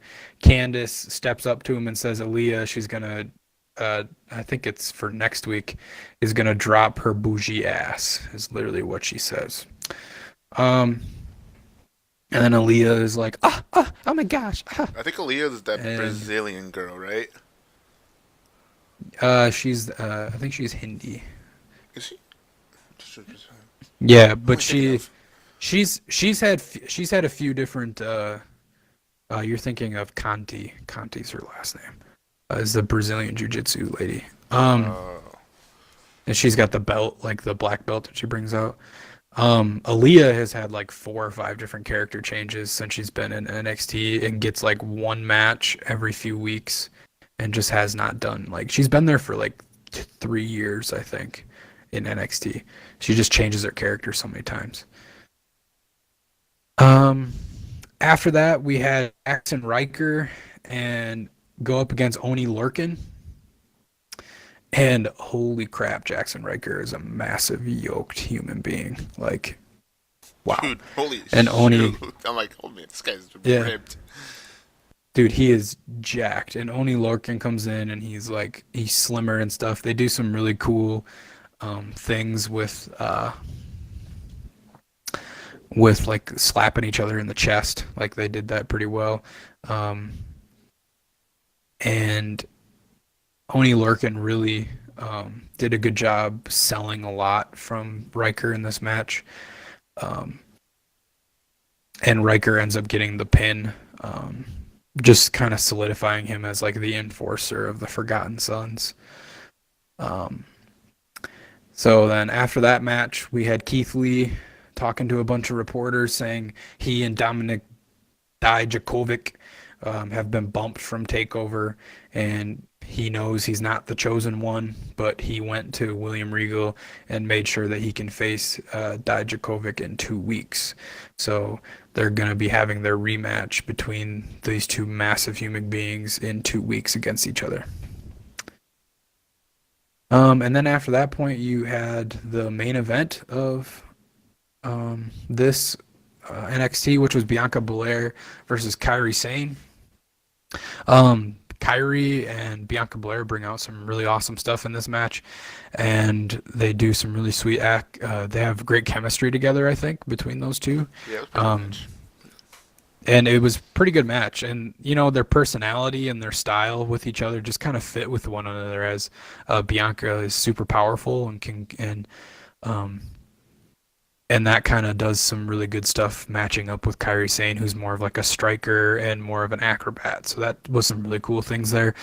But this match ends up in a no contest, as Shayna Baszler, Jessamine Duke, and Marina Shafir, the 4 horsewomen, even though there's 3 of them, attack both the competitors. All of a sudden, this brings out Io Shirai, who comes out from the locker room, and then eventually the whole NXT women's locker room comes out and starts having an absolutely huge brawl, and Io stands up on the top turnbuckle, hits a huge moonsault over a pile of women, walks back into the ring, grabs the NXT title, and starts standing in the ring with the title at the end of this NXT. So that was the rundown of NXT. Did you guys watch this this week? Who watched this, and what were a highlight from you? I finished watching it right before we started recording, so everything's fresh in my mind. Payback, did you watch it this week? Yeah. Cool. Ant-Man, did you catch NXT this week? I just caught the highlights, which afterwards I liked the end of NXT with the Kairi Sane and Bianca Belair match. Everything else was nice. kind of a blur to me. Didn't really have any takeaways from it. Yeah. So Payback, you'd say that your highlight would be the Bianca and Kairi Sane as well? Yep. Good chemistry between the two. Yeah. Kevin, what was a highlight for you from NXT? Both last 2 matches, the Oni Lorcan and the Bianca Belair match. I like those matches. They were really good. That's true. Yeah, those 2 were good matches. You're right. Riker, dude. God damn, dude. I'm scared of him. He's so massive. Oh, I'm scared of him. Don't hurt me. Also, when NXT starts, and then all you hear from the crowd is "Let's go, jobbers! Let's go!" Yeah. Great. I thought that was so good. The NXT crowd is so intimate and so like in it. Like they do some really sweet stuff. It's easy for them to the highlight too, because it's a small crowd. Oh yeah, you can hear everything, like every chant that they have. The thing that I liked for sure is the Kairi Sane Bianca Belair stuff. They have some really great chemistry, and I think that Fatal 4-Way at TakeOver is going to be like a really good one. I just hope it doesn't turn into like Jessamine Duke and Marina Shafir coming in and making it like a DQ thing, and like that would just like really make me mad if that's what it turns into. They can't though. Fatal 4-way. They can't come to ringside? Is they? Oh, it's a Fatal 4-way, so no disqualification. Oh. So they do come. Well, they can come to they're definitely coming to ringside, and they're definitely gonna screw things up, and I hate it. Yeah, so that's something for me. Did you guys see anything that was like a big like something you didn't like about NXT? I have one. It did not feel like the Yeah. go home show for Takeover. Like last week's felt No, like it the didn't go home really. show. Well, yeah, Endless because they had promos. these promos didn't feel like they meant anything because they weren't for the for Takeover. Yeah, it felt weird. I felt like they should have mixed a couple things here and there from last week's and this week's. Yeah, I think they should have had Adam Cole and Rick and Gargano do their promo this week. Their face to face this week Yeah, instead of last week. would have fit a lot better. Yeah. Ant-Man, do you have anything from this that you're like meh about or like not a huge fan of? No, I mean, I'm pretty much looking forward to most of the matches that they are gonna have for Takeover. Most of their takeovers are usually good or really great from top to bottom. So, really Yeah, looking forward to all absolutely. the matches that they have on the card for this one. So I think it's gonna be a really good show. Probably the best one they've had so far this year. For sure. For me, I think the biggest like low light that I saw from this show, I wasn't a huge fan of the War Raiders versus the Jobbers, and like I get why they had to do it. They just have to bring the War Raiders out and make them look cute, like make them look super strong when they face Alistair and Ricochet at Takeover tomorrow. But like, They could I just have that wasn't a huge match. fan of it. They could have that match last week. It would have been better. Yeah, like it would have been a better build for that, and then just have some type of promo of like Alistair and Ricochet this week, Yeah. you know. But it was just really weird. Um, Overall impressions, would you guys give this thumbs up, thumbs down? What's your like rating of this show? It was Yeah, Kevin, go for it. it was an okay show. Like I said, they should have mixed some things up with last week's show and this week's show to make it feel like a go home show for Takeover. But it was alright. Two good matches and one not so great. Well, no, like yeah, one not so great. For sure. Three pay stars. 3 pay stars from Payback. What about Ant-Man? You got a rating of this? I will say just one Batista thumb up. One Batista thumb. Yeah, I'll give this one Batista thumb up as well, just because I do believe that there were some mistakes made with the. I think they should have flipped a few of these promos from last week to this week, and have that Adam Cole and Gargano promo from last week be the start of the show this week, and have War Raiders be somewhere in the card last week. Even though I think I wasn't at last week that it was the Dusty Rhodes Classic Yeah, it was the finals last finals. week. Yeah. Yeah. Yeah, so okay, it made sense. Maybe they should have just had I think they should have just had the Cole Gargano promo this week. But I'll give it one thumbs up. All right, let's get into the predictions for TakeOver quickly. I just want to run down the matches that are happening, and then we can kind of give our predictions for each one. And just kind of what you guys think is exciting about these matches and what you guys think is going to happen. How's that sound? Let's do it. Speed. Perfect. So NXT Takeover is in New York this Friday. That's tomorrow, and it starts 6 p.m. Central Time, Central Time, and it'll be like 4 p.m. West Coast, Best Coast for you people, aka Kevin. Central Time, East Central Time. Gonna win. And so we got the NXT Tag Team Championship match, War Raiders versus Ricochet and Aleister Black. What do you guys think is gonna happen here? Do you guys think they're building for Ricochet and Aleister to get the titles here, or no? The thing is with this match, they have a tag team championship match at WrestleMania, so this can go Oh, anywhere. so here's a new record. One tag team is challenging for all tag titles in 1 week. The revival. What? No, it's Ricochet and Aleister. Kevin, come on. Oh, who's challenging them? Okay, I thought you meant who's defending. I No, yeah, misheard that. they're gonna have matches for all three tag titles in 1 week. Yeah, that's a good point. Payback, what do you think? What do you? War what do you Raiders retain. War Raiders retain. Man, do you think it's War Raiders here, or do you think Ricochet and Aleister are gonna go into Mania the NXT Tag Team Champions? As much as I would love to see that, and I think that would be the best way to go, but I think they're gonna go the safe route of having War Raiders retain, so that way you could have more of a suspense on if Ricochet and Black are gonna win on Mania than they would on a takeover. Yeah, that's true. Kevin, do you think it's War Raiders as well? Yeah, I mean, yeah, it has to be. I guess they're not gonna win. I don't know.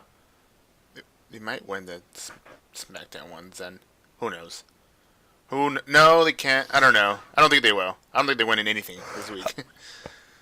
Unless for some reason after this weekend they get completely called up to the main roster and don't come back to NXT. I can see that happening. So I don't think they win. I don't think they win the NXT Tag Team Championship. I think it's the War Raiders that are gonna be the champions at the end of Takeover. I also don't see them as champions because they're not really a team. They just got put together. No, they're not. So Well, it's just super similar to the Samoa Joe Finn Balor, that NXT did a few years back. They had them win the Dusty Cup and then had them face for the tag titles, and it was like they're not even a tag team. that was also weird. But yeah. So let's move on to the next match. And so we got NXT, the North American Championship match. We got the Velveteen Dream, who last week had a great promo. Like, it was my favorite thing. I also think they should have had that this week, but all right. And you had the Velveteen Dream facing Matt Riddle for the North American Championship. What do you guys think's happening here? Kevin, what do you think? He's losing the title and he's going up to the main roster. Really? So you think he's going up to the main roster? I think so. It has to. It's time for him to Nice. get up there. I've been waiting. I mean, I have he's Riddle winning as well. Riddle winning it from Payback for the same reasons. Do you think Velveteen's getting called up on Monday? I think he's ready. I think he is too. Been there for a while. He cuts great promos, and is great on the mic, and also really great in the ring, and has that main roster personality. I think he's going up too. Ant-Man, do you think Riddle gets the championship here like the other guys think? I do. Although I could also see them, making that decision of keeping Dream down there for a little bit longer if they need to, because I think they will be losing Ricochet and Black after Sunday to the main roster. So I could see them going both ways. But if I had to choose one, I think I would agree and say that Riddle's gonna take the title so Dream can move up. Yeah, that's true. Do you guys? I mean, we'll get there. We'll get there later on. Okay, we'll get there. The NXT, I think it's gonna be Velveteen Dream actually winning. I think they need him still on the main roster because I think there's gonna be Ricochet and Aleister, and then I think also one of the guys in the main event is gonna go up as well. So I think they're gonna need Dream to step up here a little bit and be more of an NXT workhorse. Um, yeah, so then we got the NXT UK Championship, which is going to be defended here at a NXT American Takeover. And you got Pete Dunne as the current it's the WWE UK Championship. It's not NXT, but um, Pete Dunne is the champ, and then he's facing Walter, Walter. Walter, Walter. So what do you guys think about this? Have you guys been keeping up at all with Walter and Pete Dunne's little feud that they're having in NXT UK? Have you guys watched any of that? I dabble a little bit here and there. Just between those two, because I know they were going to have a match, so. And I have a feeling Walter might win. I think Pete Yeah, I Dunne's streak think. is ending. Yeah, he's at three. He's at almost 400 or something days with the title, right? I thought it was 600 days. It might be 400. Oh, it might be close to two He's years. almost You're at two you're right. years. Yeah. Yeah, you're right. It's close to 2 years. So you think it's gonna be Walter with the title? Payback. What is your guess here? Do you Pete Dunne think might it's get Walter pulled as up well? too. My heart and mind say Walter. Your heart and mind say Walter. Walter. Walter. Let's go with Ant-Man. Have you been following this stuff at all? I have not. Okay. I like Pete as a wrestler. Because I think he's just that type of wrestler where I kind of really don't care what kind of storyline or gimmick that he has. He's just so good that I just prefer to just watch his matches. But I think this is gonna be the one that he actually loses the streak in the title. If there's one takeover that you're Mm. gonna have him lose on, it's gonna be this one.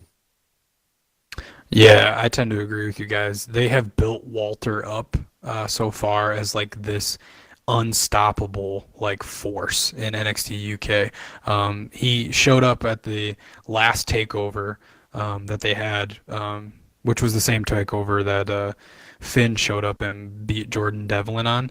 Um, and he showed up on that NXT takeover Blackpool, I think it was, and like just showed up in the ring and nobody was expecting it. Like nobody thought he would ever sign with WWE, any like even NXT or anything. Nobody thought it, and he did, and came out and challenged Pete Dunne for the title, and that was the last takeover for UK.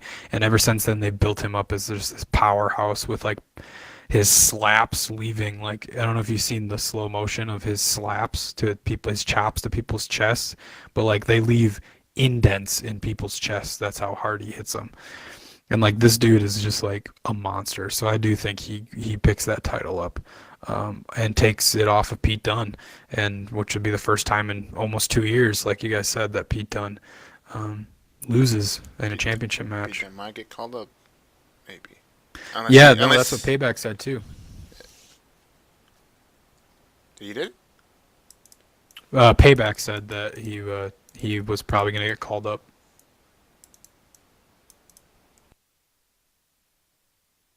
Payback, you think he does get called up? Ooh. Pete Dunne. I said that too. Actually. Probably, but Kevin said that. But yeah, Oh, really? I thought it was you. All right. You know, we get mixed up, you know? It's like we're brothers, you know? it is kind of weird that they're doing this like, outside of NXT UK takeover. They did it last time, Yeah. too. Last year. If I remember correctly. Yeah, but they didn't have. That was before NXT UK takeovers. Yeah. They didn't have NXT UK takeovers yet. And they built that UK championship on NXT, I think, normal NXT. Yeah. Also, like, Uh, that many UK takeovers anyways, so he's got to defend it somewhere. Yeah, where that's people true. can see it. That's true. So I think we all are thinking that Walter is gonna pick this one off here.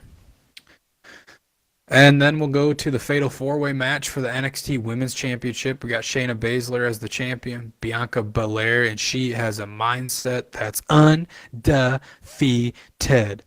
Bleh. And then you got Kairi Sane and Io Shirai. The Sky Pirates are both in this match as well. What do you guys think is going to happen here, Kevin? Io Shirai wins. I'm Io Shirai. So you think she looks super strong at the end of this NXT and that it carries over into Takeover? She was holding the title at the end, so I don't know if that helps anything, but that's Yeah. what I think.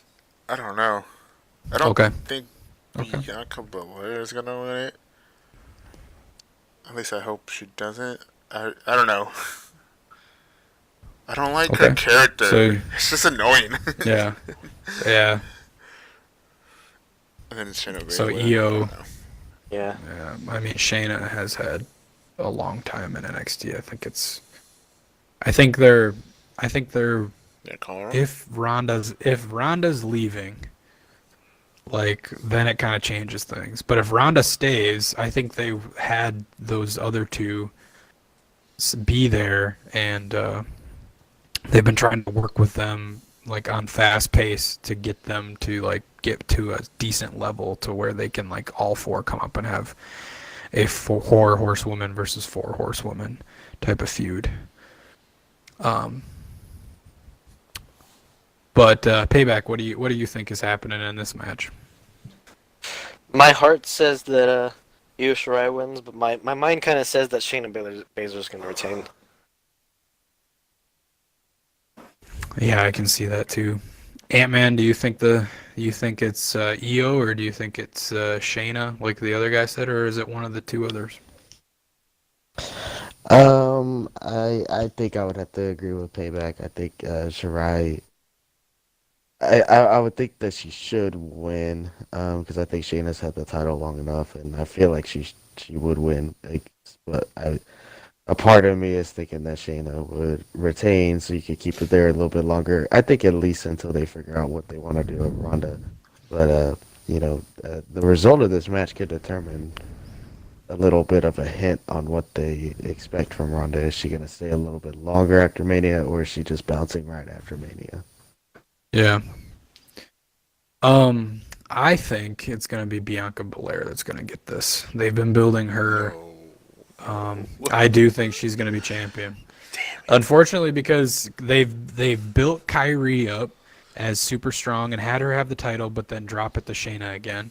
So they've kind of killed her, and like they build Bianca up, and she had a match against Shayna in the last takeover, and so they've built that up already. Even though she lost to Shayna, she looked good. I mean, in the ring, Bianca has great athletic prowess, is really good worker in the ring. It's just her character is annoying, as Kevin said. Um, but I think they're building her and they are pushing her pretty hard. Even though Io has been like in the past few like little feuds has like really shined and then in these matches. I think they're using Wednesday as a swerve and it's gonna be Bianca probably that's gonna pull it out. So that's my prediction is Bianca.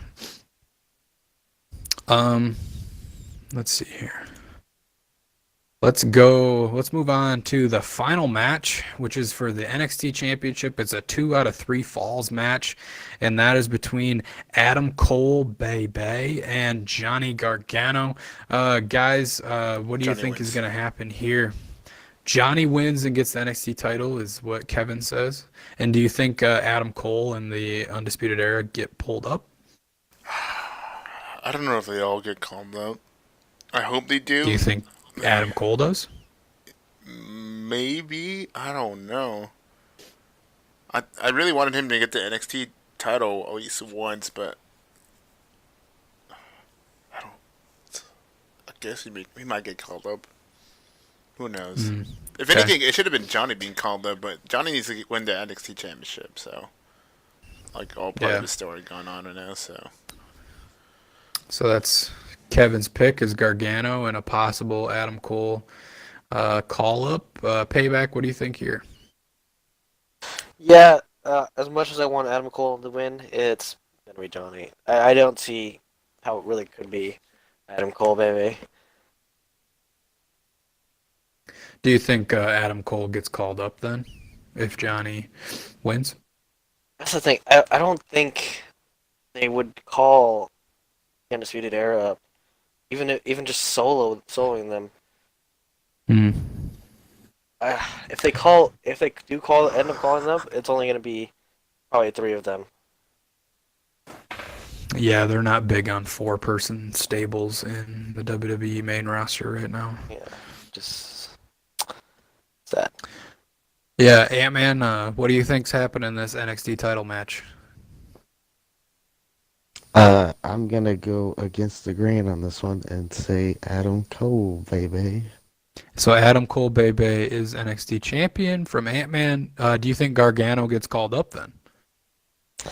I do. I think from Hunter's perspective and Vince's perspective, I think it's a lot easier to call up Johnny and get his main roster, storylines going than it is to have Adam Cole and, have to think about, do you bring up the other guys in the Undisputed Era? What storylines do you build out for them? Who do you get them involved with if it's all four of them? I think it's a lot easier, a lot more simple to get Johnny in there than it is for Adam Cole. And it's a lot easier to keep Adam Cole with the NXT title because they'll have the Undisputed Era there.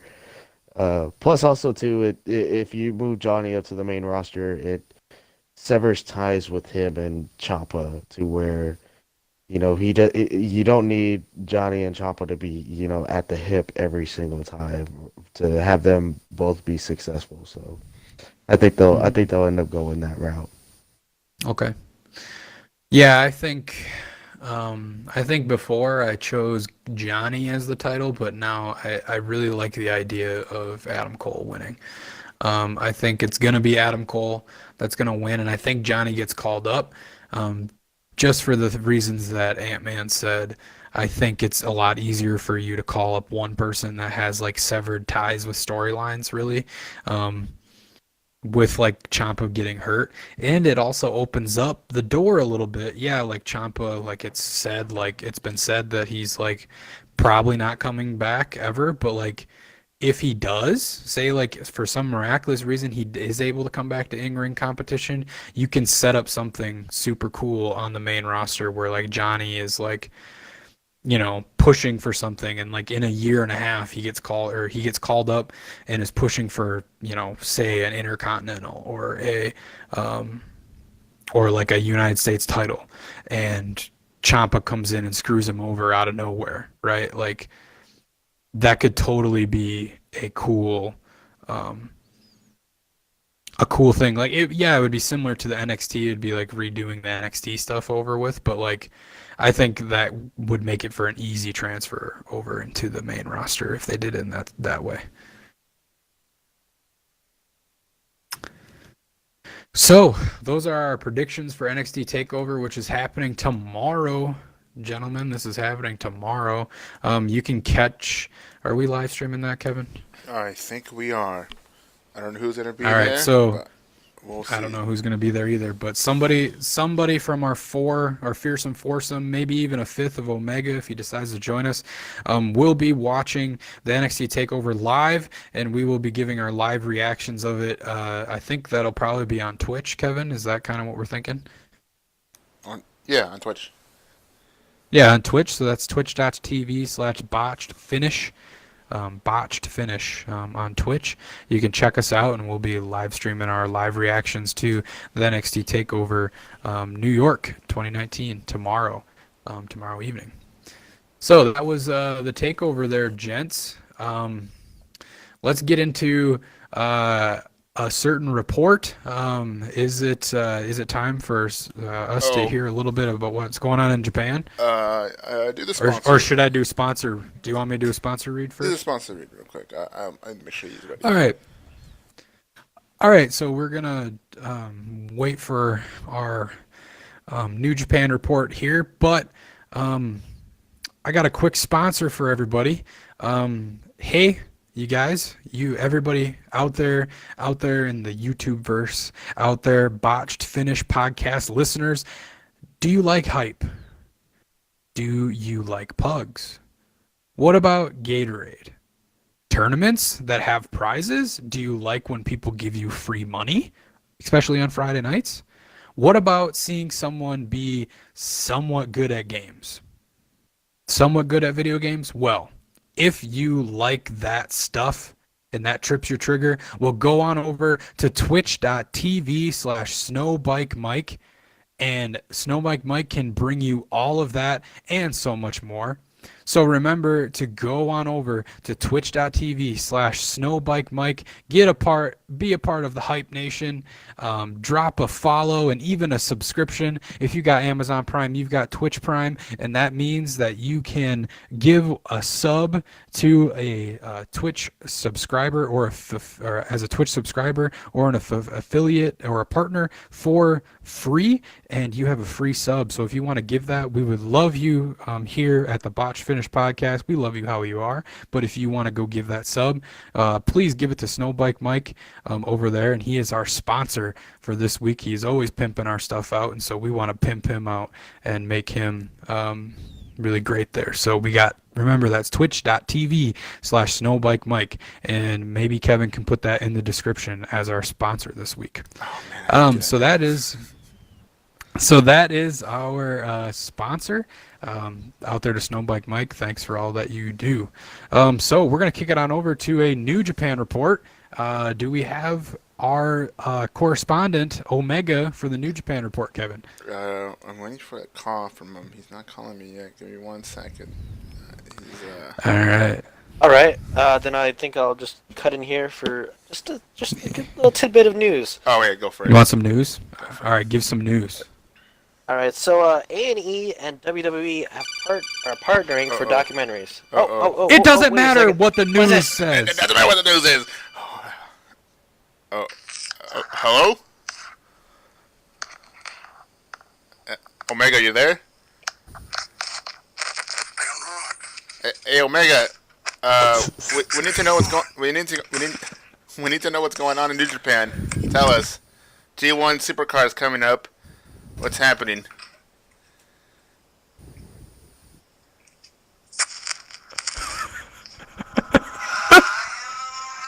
Oh no! Not this guy. Oh, Jesus. Oh no. Oh, damn it. Hulk, I need you. Hulkster, come on. I need you to put on Omega real quick. You got it? Alright, if you got it, let me know what's going on. Q1 Supercard this Saturday, dude. Yeah.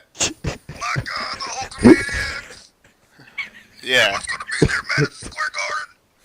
I can't go. My wife will let me go. I thought you were divorced. And took him for the Power B pick to the Hall of Fame, dude. Oh yeah, that's Saturday as well. Yeah, but I don't. Supercard, dude. Marty Scurll. Yep, he's. Triple threat match for the ladder. Marty Scroll. Was it a ladder match? Did you say it was a ladder match? It is gonna be a ladder match, dude. Yeah, dude. Oh man. So who against? Who is he fighting? Tell me. It's that dude that dresses up as Macho Man, dude. And the guy Oh, from the Kingdom, dude. Black Machismo. All right, lethal. All right. Speaking of Black Machismo, I got this black box here, Kevin. Hold on a second. Oh, God.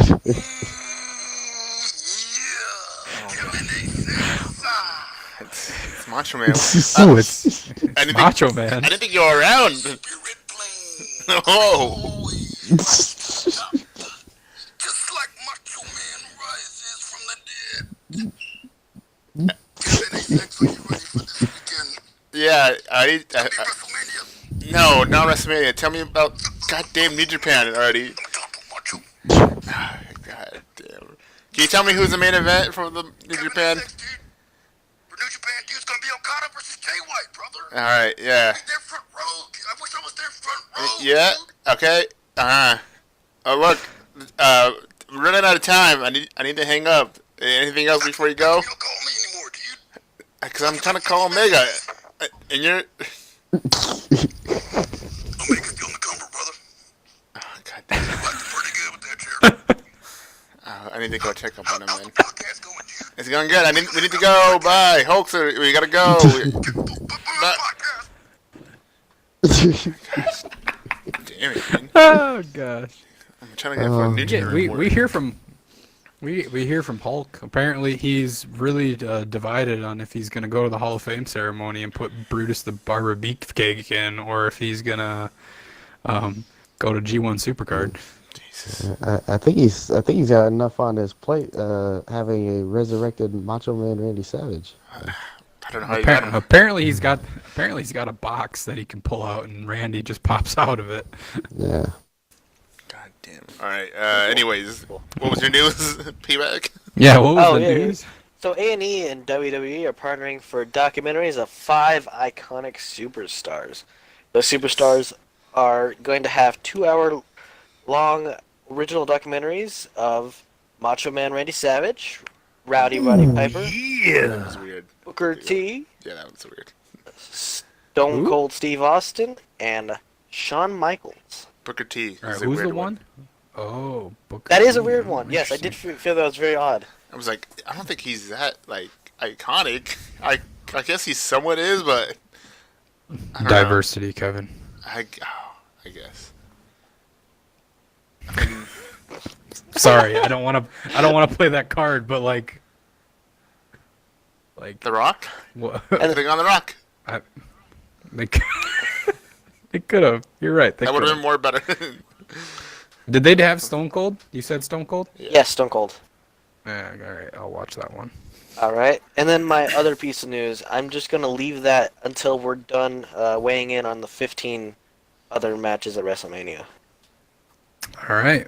So that was the news with Payback there with the documentary, and also the New Japan report. Apparently, Omega was He might be dead. incapacitated.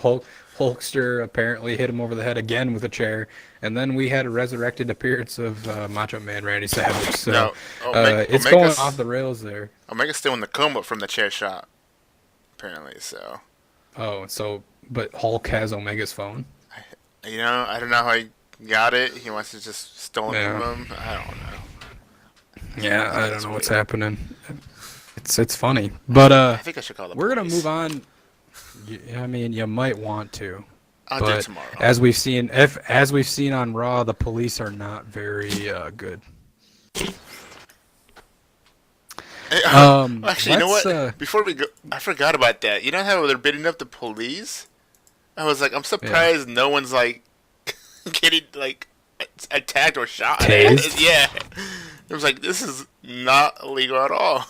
Like, Well, those are all wrestlers from the performance center that are doing that. So nobody knows that. Nobody knows that. Come on. Keep kayfabe alive. kayfabe's Yes, alive. Keep kayfabe alive. Yes, I will say that does not fly here in South Texas. Handling police like that. Same Yeah, here. I don't think so. Same here, yeah. Yeah. Let's move on to our topic of the show, gentlemen. Tots. And the topic of the show this week is WrestleMania. It's WrestleMania 35 on Sunday. Holy crap! It's here. It's the 7-hour show, and I'm gonna go through each of the things. Are we gonna go deep? Should we go deep and dive into this stuff and our thoughts and all these things about it, or what? What do you guys think? Or are we just going to do predictions, kind of like we did with the takeover? Predictions, I guess. I don't know. I thought we talked about this. What did we talk about? I don't remember. We'll evolve. It'll evolve, and we'll probably start talking and have side tangents. So let's just That was let's just fucking start. 360, dude. What? Is Payback? Payback's playing games during this? Are you kidding me? Kick him out. We're kicking him out. Oh my lord! Hey, We're a pump professional BMX Pro, podcast man. here. Gotta get on it. We're a professional podcast here, and he's out here playing Pumped BMX Pro. All right, never Nice. mind. We're not a professional podcast. We're a Botched podcast. Let's just start off here. WrestleMania. It's going to be this Sunday. It's at MetLife Stadium, April 7th. There's a pre-show that I think starts at 2 3 p.m. p.m. or 2 p.m. your time. Is it Yeah. your time or is it Eastern time? No, our time, 2 p.m. So I think the real show starts 4 p.m. your time, right? Yep. And so it'll be 6 p.m. my time. So that'll kick off. So and on the pre-show, before we go on, what do you they say? did add a match today. I don't know if we want to talk about that first because we don't know exactly where I that's literally going. said after That's- the 15 matches. Oh, okay. That's the news. That's the news that Payback wants to bring in. I mean, So let's just go. I wouldn't want to I mean, go. do you want- I don't throw want it to in save that now, for or what? last. Is it going to be a pre-show match? Is that confirmed? No, it's not. You see what? Okay. What? Payback. Quiet. Doesn't matter. That's why I didn't talk.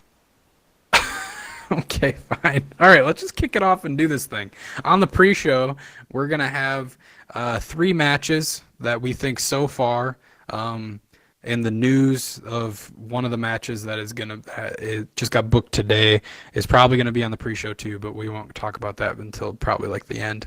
So the first match that they have, they don't have it slated, but it's gonna be in the pre-show sometime, is the Cruiserweight Championship match, Buddy Murphy versus Tony Nese. What do you guys think? Have you guys been watching 205 Live and kind of know what's gonna be happening here? What's the build with this match, and who do you think is gonna happen?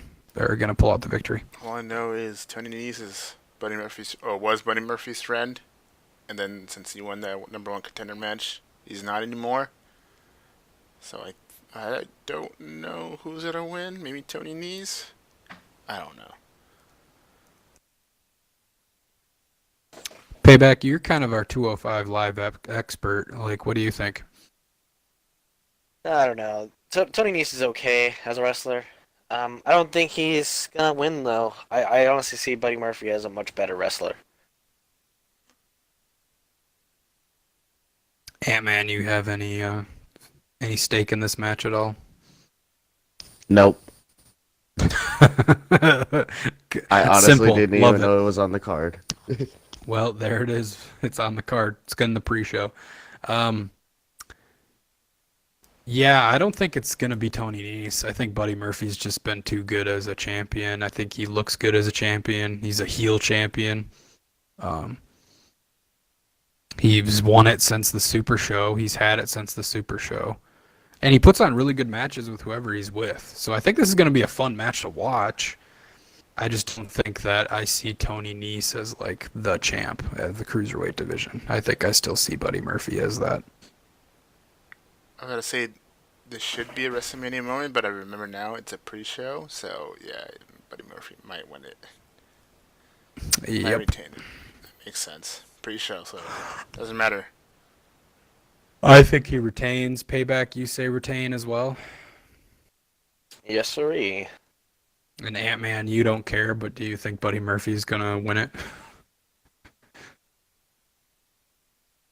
I'll take that as a yes. Sure. There you go. All right, so Buddy Murphy's going to win it. We'll put that prediction down for Ant-Man. It's a free one. And I think Buddy Murphy's going to win that as well. All right, we're going to go on to the Andre the Giant Memorial Battle Royale. Do you want me to go through the list of all No. the people that are going to be in it? No. Okay. There's too many people. Because I think, honestly, I think I know who's going to win. Just right off the top. Colin Johnston. Joe All right, Johnson. everyone say who's gonna win on 3. 1, 2, 3. Michael Che. Braun. Braun Strowman.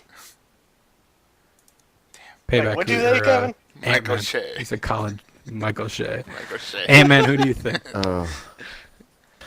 Who's gonna? Oh Jesus! Who do you Does gonna it win doesn't that really battle? matter. I thought it was like in 2. No. No, it That's really not doesn't. That was the whole point of us saying random people. Braun Strowman. You know what? Give it to Braun Strowman because I imagine at his home how many freaking like trophies and Of just random unimaginative stuff. titles Trophies that don't he matter. just has at his home. Yeah. Whatever happened to that greatest Royal Rumble title? They might have given it It broke. to the. Oh, I was saying they might have It given broke. it. They might have given Or it to are the you Prince. are you talking about the Are you talking about the belt? The belt. Yeah. Oh, he did have a belt. Yeah, of the greatest Royal Rumble. That's right. Maybe they Yeah, give that I one think to the it's- Prince. Yeah, they might have given it I to the think Prince. it's Braun. Yeah, give it to the Prince. But I think it's Braun. They've been building that too much. It's the SNL guys. They gotta win. If the SNL guys win, that would be. Yeah. Okay. yeah, I'm not even WrestleMania. gonna ask. That would be a David Arquette winning the title type No, moment, and no, a Donald Trump shaving Vince McMahon all type that's thing. completely different. Because you know what? This match doesn't matter. Those matches Yeah, didn't yeah, matter. you're right. It's on the card. The pre-show. It's either Braun or Robert Gronkowski. I mean, come on. No. Yeah, Rob Gronk is coming in.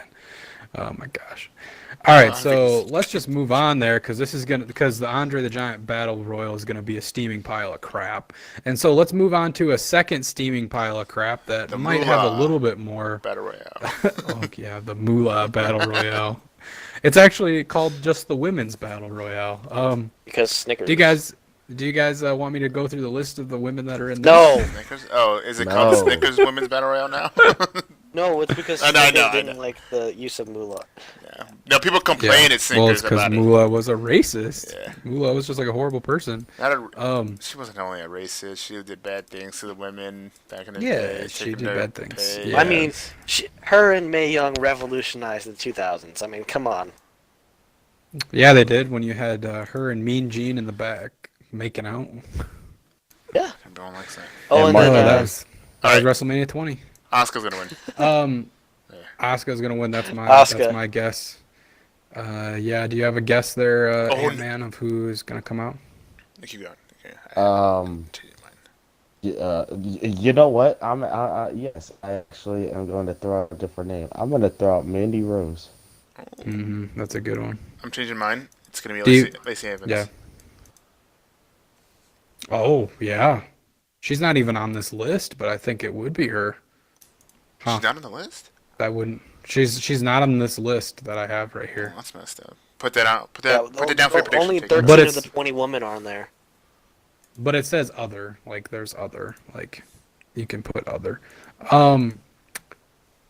Yeah, so I think it's either gonna be Asuka or that Lacey Evans pick is a good one too.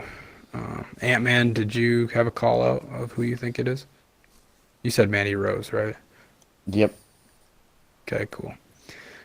All right, so that's the pre-show, unless Payback wants to say his news now, because I'm pretty sure that's going to be on the pre-show. 2 What do you hours. mean? It's gonna be the main event. Are you kidding me? With the main event of the superstars pre-show. of this caliber, how could you keep them out of the main event? Well, remember you got the defending people there losing all the time, so. All right, let's just move on to the main card, to the big show, to WrestleMania on the WWE Network. Whoa, WrestleMania. Anyone remember that song? Oh yeah, I don't think that's how that goes. it's that Old Republic song or whatever that's being played. I got my mind made up and I'm feeling good. Oh, yeah, that's right. Like that, I think that's the song. I'll be running. No. That song came out 4 years ago. So the first match that they have here is the Fatal 4-Way match for the SmackDown Tag Team Championships. I don't think this is the actual run of the show, but I think this is somewhat similar. So we got the Usos versus the Bar versus Shin and Rusev versus Ricochet and Aleister Black for the SmackDown Tag Team Championships. What do you guys think's happening here? Kevin, let's start off with you. One of the news Payback didn't say. I don't remember if he did say it. The Usos did re-sign. I'm pretty sure. So Yeah, it didn't really matter. yes. Well, I mean, it doesn't determine if they lose the championship here or not. But I still think they might lose it to. I don't Yeah, know. I'm pretty sure they're gonna lose. Who do you think is gonna lose? Who did they lose it to? Yeah. I have down Nakamura and Rusev. But Really? I just don't think there's anyone better. I don't think the Bar should win again. I don't think No. Ricochet and Black are gonna win. But I don't think Usev's ever gonna retain. Is the thing. You know why I don't think Shinsuke and Rusev might win? We really haven't seen them too much. And we Has do that see. stopped They WWE We do before? see. I mean, it doesn't stop them They from put having the thrown Bar together winning. tag teams as champions, though. They do a lot of like having thrown together tag teams as champions. Like happens a lot. Seth Rollins and Shelton Benjamin. Jason Jordan. Jason Jordan, that's what it was. Yeah, you're right. Damn. Rest in peace. I'll say What do you Usos. think? You say the Usos get retained, Kevin. What do you say, Ant-Man? Do you think it's the Usos again, or is it Shin Knock? Do you think the newcomers get it? I'm gonna say Usos, and I'm gonna say it because I think creativity in the back. There is no rhyme or reason to even take the titles off the Usos to give it to any of these other tag teams because they haven't done anything story wise to even Nope. hint that. So Yeah, I agree with you. They have not built this story very well to this match. It's just like you said, it was thrown together match. I think this is a last minute match that they remembered. They're like, oh crap, we don't have a tag team match for Raw and SmackDown. We got to throw them in. I think So- I think also as well that because I seriously doubt that this match is gonna start the show. So this is gonna be one of those filler matches in between, and then once everybody's in the ring, there's gonna be a timer in the back to where okay, cut this match short, finish it up quick. Yeah, I think so too. I think this is going to be one of the cool down matches. I think it has a potential to having a lot of cool spots though. The Usos do some cool things. Ricochet and Black do some cool stuff. So I think it'll be an entertaining match. I just think it'll be a cool down match for sure. I forgot. We don't know the order of these matches. No, we don't. We don't know the order. God, so yeah, I guess it could be a cool down match. Oh man, 8 hours, dude. Yeah. 8 hours. It's 8 hours. 6 Good hours Lord. main, 2 hours free. So Yeah. So I think the Usos win this one. I think they retain just because I don't think there is any story with anybody. And I don't know if they would put Ricochet and Alistair as SmackDown champs like right away. Like, I think they would. Maybe. I think they're building them. I don't know. I WrestleMania think they're moment. building them. Yeah, I get WrestleMania moment, like big deal, but like that's maybe It- it to them.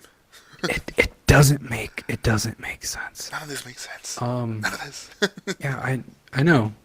The next match that's listed here that we're going to talk about then is the Fatal 4-Way match for the Women's Tag Team Championship. You got the Bus and Hug Connection. You've got apparently Natalya and Beth Phoenix have named themselves the Divas of Doom.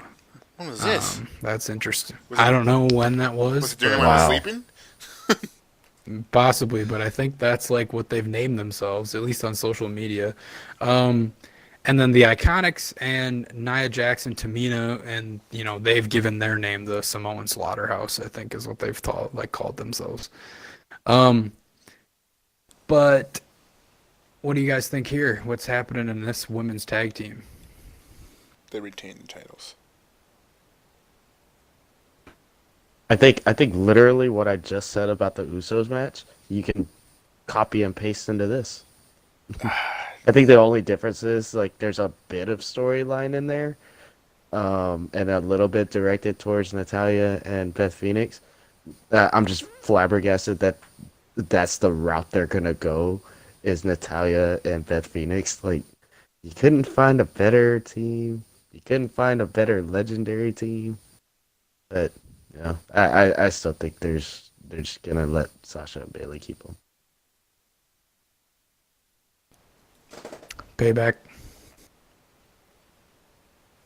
All right, I talked about this briefly with Kevin here, and I said I don't think Natalya and Beth are gonna win against Sasha and Bailey, mainly think so because either. they do that dumb dynamic where faces usually don't beat other faces. Yeah. Usually, there's always obviously exceptions. So I'm thinking it's either Iconics or Nia Jax and Tamina. I'm hoping it's the Yeah. Iconics though, but Mm-hmm. What do you think, Tay? You do. I think it's Nia and Tamina, just because they've had them in somewhat of a storyline with not like they've kind of built this a little bit since the Elimination Chamber match, like Nia and Tamina. I think They'll drop the Boston Hug Connection will drop it to Nia and Tamina. Beth will have her like this is like her match to like have a legend match, to be a part of, and then she'll like go back to her normal role. And then like it opens it up a little bit more for the Boston Hug Connection to have another like a feud actually with Nia Jax and Tamina afterwards. So I think that's kind of what they're gonna do. So I think it's Nia and Tamina here. Am I happy about it? No, but that's what I think they're thinking and creative. That's funny. Cause that championship's a fluke. That win was a fluke. That win was a fluke. Oh God. no. I think they're I'm just dreading the fact that if they Yeah. they actually do win those titles, and that means they're gonna have more promo times. Oh God. Oh yeah, Lord help us. Tamina's not gonna say a word. Let's just move on from that stinker to a match that I'm actually like pretty excited about. I don't know where it's gonna be, but I'm excited about it. I think it's gonna be a good one. AJ Styles versus Randy Orton. Guys, what's your feelings about this match? Do you like it? Do you think it's gonna be a good one? And who do you think is coming out with a victory? Randy. AJ, potential match of the night. Randy. Yeah. So we got two Randys, we got an AJ. I say an AJ. I think AJ's gonna, and I do agree with Ant-Man that it could be a potential match of the night. These guys are really good workers and really like have told a really decent story so far of I think with their promo work and their mic work, moving up to it. And so I think they'll do something cool. Like Randy's gonna pull out an RKO out of nowhere or something, but AJ's gonna reverse it somehow into Styles Clash or something like that. So I think it's AJ. You guys have any other thoughts about this match? I say Randy's gonna win because they always want a WWE superstar to win. That's like what happened with Triple H and Sting at WrestleMania 31, and that's gonna happen here because they've been bringing up that AJ's been an indie guy, so. And then Randy's a guy That's true. from WWE, so that's what I'm thinking. Unless they do go with AJ, but we'll see. I'm still going with Randy. I do want AJ to win, but I think maybe Randy. Okay. You other guys have anything else to say about this match or no? Anything good? No, I mean they've told a good enough story to where I think the match will speak for itself as far as how good it's gonna be. Yep. Another kind of non-title feud that's on the card is right after this. It's Roman Reigns and Drew McIntyre. It's gonna be the main Guys, event. what do you? Oh God, no. The women are in the main event. I've already been confirmed. Don't jinx it. Don't jinx it. Roman's gonna be in the main event. He has to be. It's in the main event 5 WrestleManias. Ladies and gentlemen, breaking news. Roman Reigns is getting a title shot. Oh my God. Main event. Roman Reigns comes out. He somehow has a Money in the Bank briefcase, signed a contract by Vince. He gets the title shot. You know why? Oh no, he's going for the women's championship. He's going for both women's titles. It's a fatal 4-way. It's a fatal You know what? 4-way. You know why he gets a shot at a title? Because he beat cancer. That's what I was to bring up. That's why he got a Money in the Bank contract. He did the impossible. He beat cancer. Guys, what do you think's happening here in this match? Do you think Roman loses on Mania? No. I actually forgot this match was happening in No. Mania. Mm-hmm. I will say as well, this could also be a potential match of the night, but I will say it will also potentially be the most hard-hitting match of the night. I think these guys are going to, in the words of JR, slobber knocker it out. Yeah, I think they're gonna beat the living hell out of each other. I think. I could see it being a good match. Maybe. Who knows? We'll see. Kevin, you thinking Reigns? Yeah, I guess. They want Reigns to win just because he came back from fighting cancer. So I don't know. Yeah. Maybe Dean comes back and he attacks Drew and help out Reigns. I don't know. Even though they said Dean was going to be in the show, but who knows? I guess Reigns. I don't know. Reigns. Speaking of, they saw him at Bloodfest. Bloodsport, you mean? Yeah, Bloodsport. There you go. Him and William Regal together watching Bloodsport. Where? Payback. What's your? I already said Reigns is winning. Reigns. All right. Ant-Man, you think Reigns as well? Yep. Yeah, I think Reigns as well with the whole cancer storyline. There's no way that they can let Drew win this. I mean, they've been building Drew for the past like 3 or 4 weeks by beating Dean so many freaking times that he is a ruthless and major heel.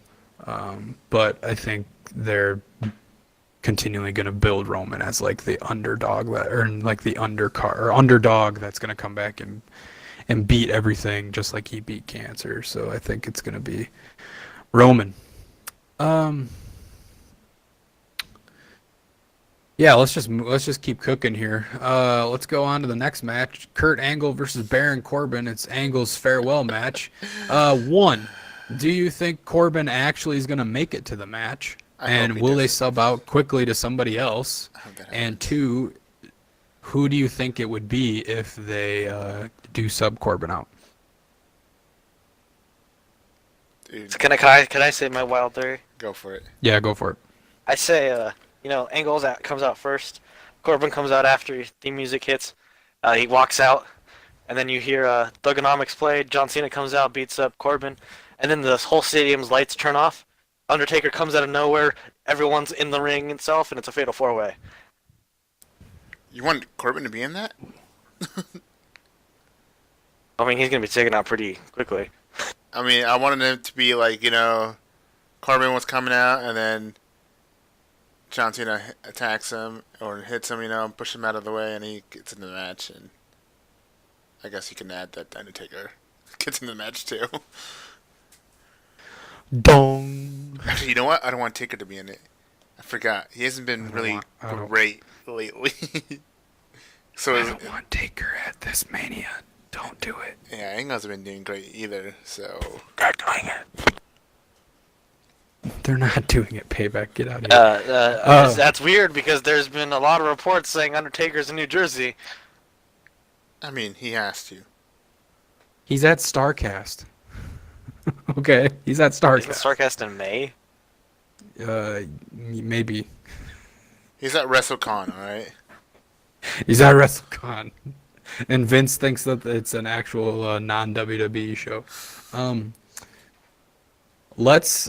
right. So I think Angle is gonna win the whatever the match is gonna turn into, but I think it's gonna be against John Cena. I think that they're gonna have John Cena come back as like the Undertaker from last year. That he just comes out and like I like that a little bit more than having Taker be involved in somehow. You think Angle's gonna win? I think Angle's gonna lose. No matter what. If it's John Cena or Corbin. They've been building it up so he's been winning all the time. I thought they're gonna have him win. Well, he's had most of his matches lately get interrupted and DQ'd. Yeah, like no contest. DQ'd, but he won because of it. So they got those guys that's called. Oh no, wait, right? Oh no, it wasn't. When Randy attacked AJ. Randy attacked him. Him against Ray didn't happen. Him against Samoa Joe was actually a decent match. That was like. Did that end with no contest too, though? No, he won him by like a roll up. Yeah, okay. And then so that was like one win. And then before that, it was against AJ. Randy came in, and then Chad Gable. I mean, yeah, okay. And Apollo Crews. And Apollo Crews. So he won against Apollo, won against Chad, won against Joe. and then the other 3 were either no contest or didn't happen. So, I mean, 3 out of 4. That's good. It's a 50-50 shot. I hope it's John Cena and not Corbin. Get Corbin out. He is trash. Constable is dead.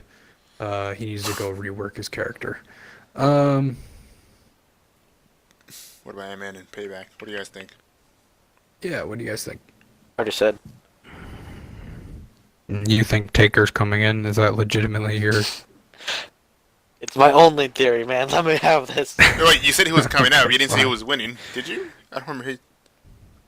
But I think Angle's gonna win no matter what. Oh, But okay. that's only because I think Petty. Oh. Ant-Man, my dude. What do you think's happening here, bud? Oh God. I legit think just because Vince just for some odd reason wants this to happen is gonna let this match play out. I think we are legitimately getting Kurt Angle versus Baron Corbin. Stop giving me this bad news. Yeah, I mean that's just my takeaway on it. I don't think that they have anything lined up for John or for Taker. I think they both will be there, but I don't think they'll be involved in this match. I think they're just gonna show up and do a little, let me do a dance for you, let me juke and jive for you on a promo. That's about it. But as far as this match, I think we're actually getting this match. I think Kurt Angle wins, blah, blah, blah, everybody goes home. So, Plot twist: the Memorial Battle Royale only has 29 Lord. competitors, and at the very last Lord. second, lights turn black, and Undertaker's the last one in the ring. And then in comes Kane. Oh, jeez. And it's WrestleMania 20 match all over again. wait a minute, is that Teddy alright. Long on the ramp? You get to go Hold up, You get to players. go one-on-one with the Undertaker. Hold up, player. You're going to be facing the Undertaker one-on-one in the main event. In a tag team match. In a tag team match. Oh, God. All right, get me out of this. Let's go to the next match, which is the Falls Count Anywhere match with Shane McMahon and The Miz. Are we So halfway through? let's... 1, 2, 3, 4, 5, Yeah, we're 6, pretty 7. pretty good. We're not Yeah, even we're halfway about through. half. So let's go quickly through this one. Shane McMahon and The Miz, what's happening Miz here? wins. Do you think Shane does? So Miz wins from Kevin. Payback. What do you think? Miz wins, and then they only go outside of the barricades once. All right, that's a good spot bet. I like that. Ant-Man, what are you doing? What are you thinking? Miz wins, but they are going to find a crazy spot somewhere in that arena for Shane to jump off of something.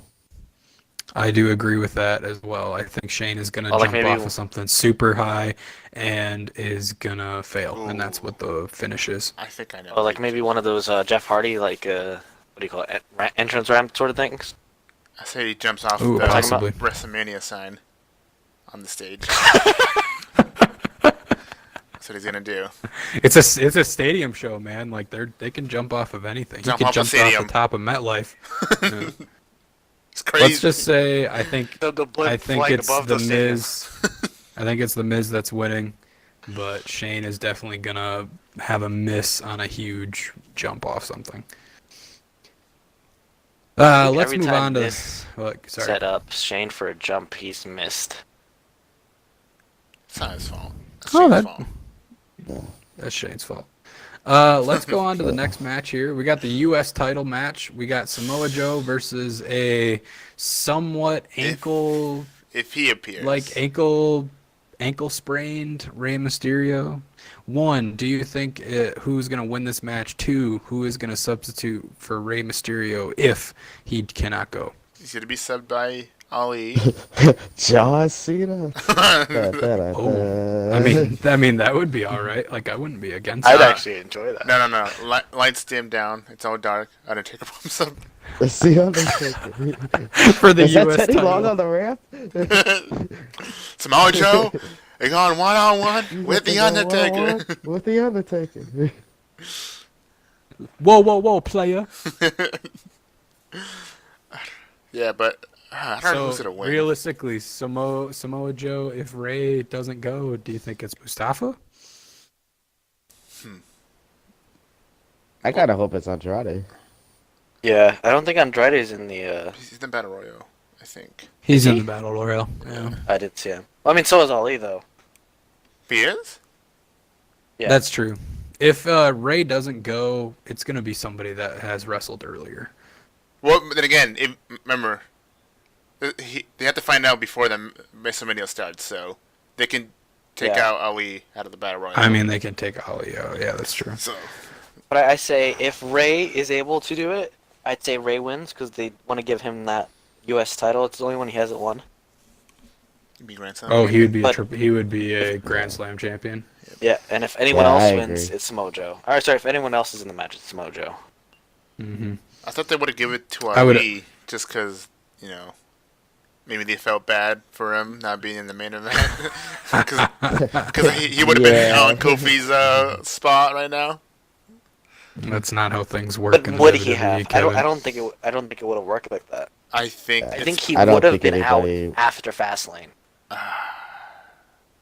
I don't think the fans would have gotten behind Ali as much No. as they did for Kofi with that story. Yeah, no. he's an underdog. I think it's gonna be Samoa Joe winning if it's not against Ray, like you guys said. But if Ray is actually gonna go, it's gonna be him that pulls the title out and gets the celebratory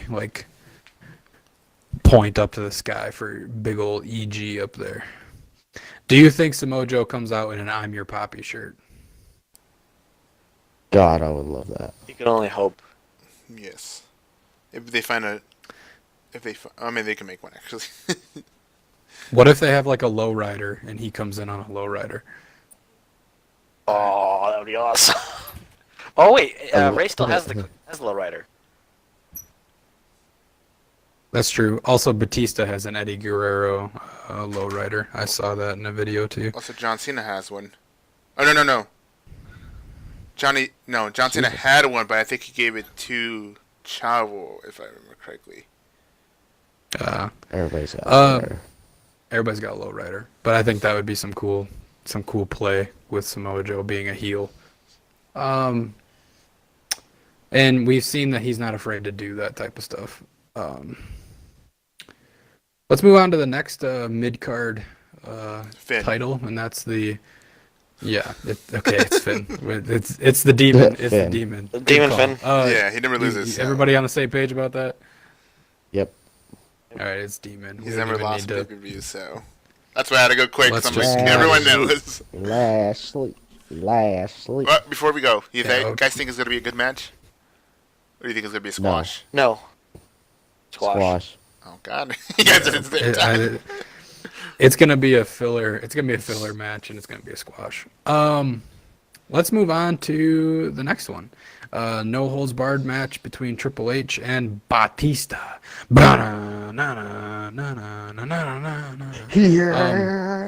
Yeah. No holds barred. If Triple H loses, he's forced to retire from in-ring competition. What's happening here is Batista gonna put Triple H into retirement. I think we already know this. Since they put up this forced to retire stipulation, I think we all know the answer to who's going to win this match. Yeah.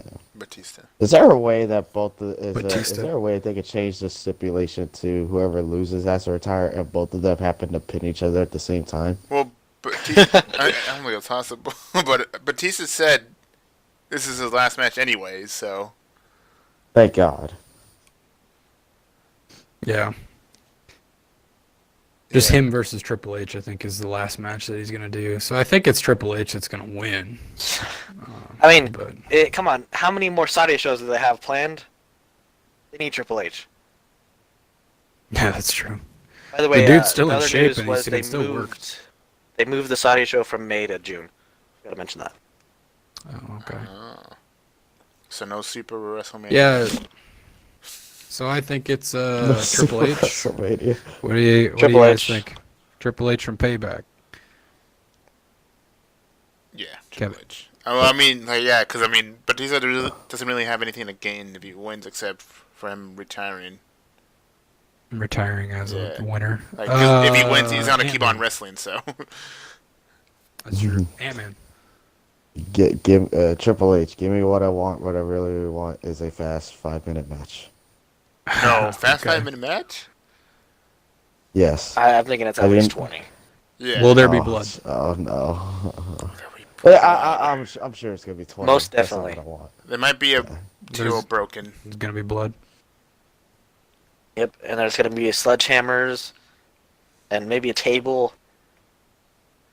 Maybe a ref being knocked out. Probably. Also, how many run-ins? And a lot of botches. I don't think there's going to be a run-in. 0. I don't think it's Yeah. any runs. I don't know why they came up with that run-in thing. Who's gonna run in?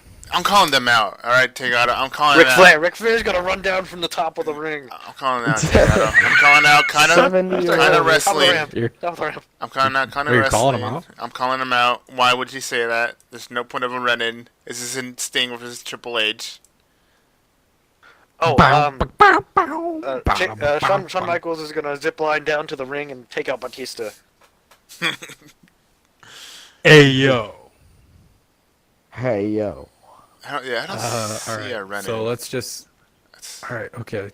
I don't Good see- call out of the kind of wrestling community. Good Call job out. there, Kev. Calling him out.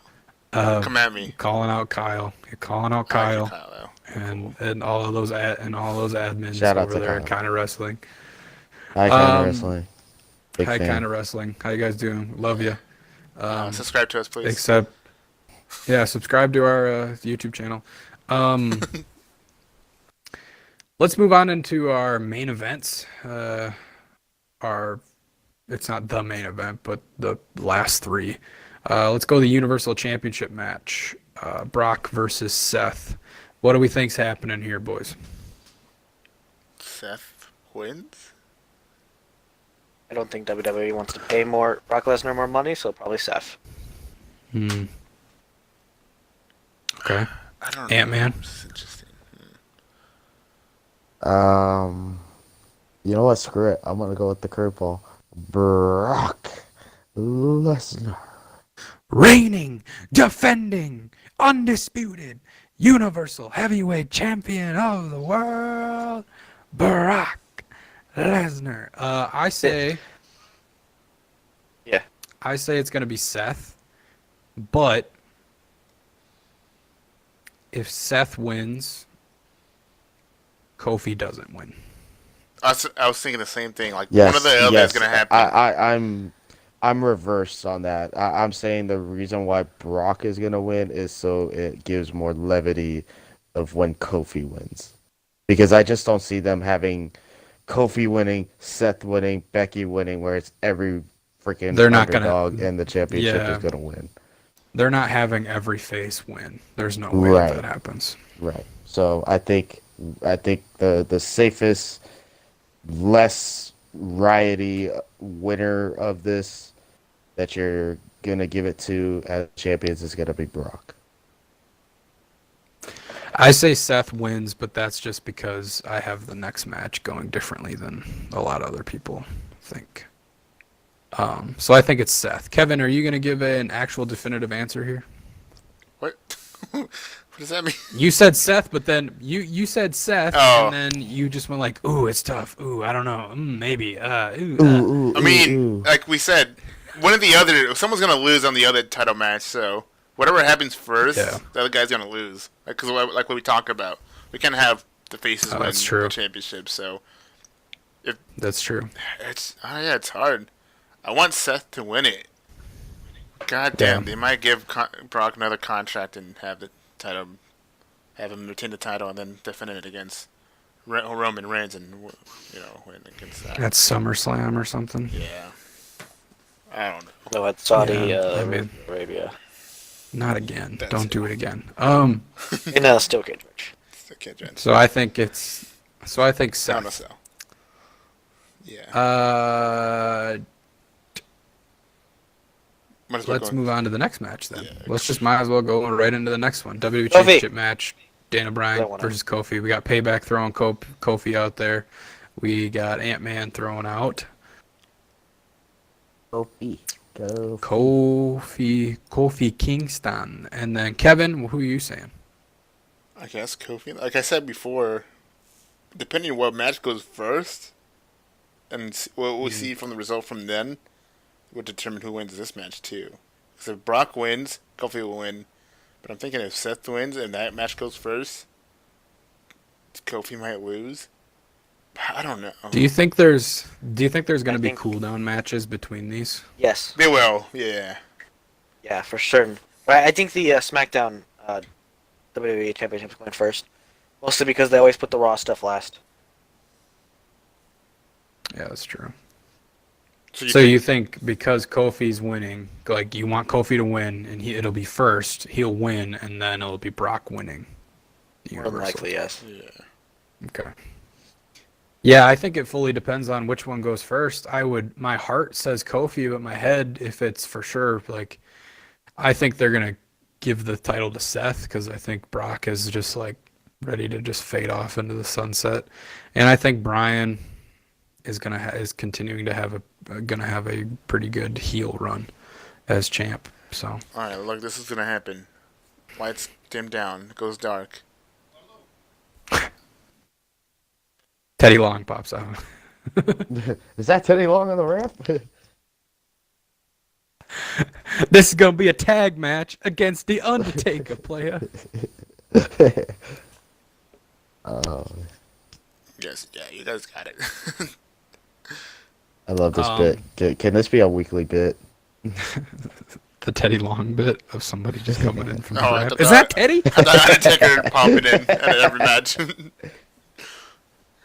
Well, it's kind of synonymous because Teddy Long is always with the Undertaker. It feels like Announcing Undertaker in a tag team match. All the time. Undertaker in a tag team match. Yeah, so I think it's like you said, it's fully dependent on which one of these matches goes first. And I think it's Daniel Bryan that's gonna win. You guys all say Kof? See. I don't know. Okay. I like to I mean, we'll see on see on Sunday. And then the main event. The main event, my friends, Ronda is the wins. triple threat match. Winner takes all. Ronda as the Raw Women's Champion, Charlotte as the SmackDown Women's Champion, and then Becky Lynch as the challenger. Winner takes all titles and unifies them. What's happening? I heard a Ronda from Kevin. They're not unifying them. I don't think they are now. They're not unifying them, but this person will be a double champion. Yeah. They might as well unify them. I don't know. We'll see. I don't think they will. I don't think they have that this planned out. point. I don't know. They might have it planned out. I mean, what do you like? I think I'm more curious on the aftermath of this match than the actual match. I'm more excited to watch the match, obviously, but I'm more excited about the aftermath of WrestleMania with this particular main event than the build up to it. Because how in the world are you gonna spin this having a dual champion? That's true. A split, shows of Raw and SmackDown. That's gonna be really curious to see. I'm gonna go Becky. Becky is the double champ from Ant-Man. We got Ronda from a Kevin call out, and so let's go with Payback. All right. Well, you know what? I think, lights turn black. I knew red it. Spotlight comes up, and then you hear. No. Then you hear. I'm the boogeyman. Oh. Is that gonna Teddy get Long you. on the ramp? Hold on, players. Player, here comes the boogeyman. You guys gotta have a tag team match. And that's gonna against be the Undertaker. And that tag match is gonna happen right now. Oh, No Oh, payback, dude. really. Who's your actual pick? Frankly speaking, I don't want anyone to win at this point. Oh, okay. you hate That women. makes We get any it. sense. God, really? All right, that's what we're getting out of it. All right. Wait, okay, wait, here what do we you mean go. you don't want anyone to win the match? Tell us. I'm like, first off, I don't like the, not really unifying, but you know what I mean. Retaining. Champion on Double two champion, brands. Oh yeah. yeah. Double champion. So Wait. yeah, I mean, here's my thing. Like we had this conversation last week that we somewhat, I mean, not argued, but we were kind of confused.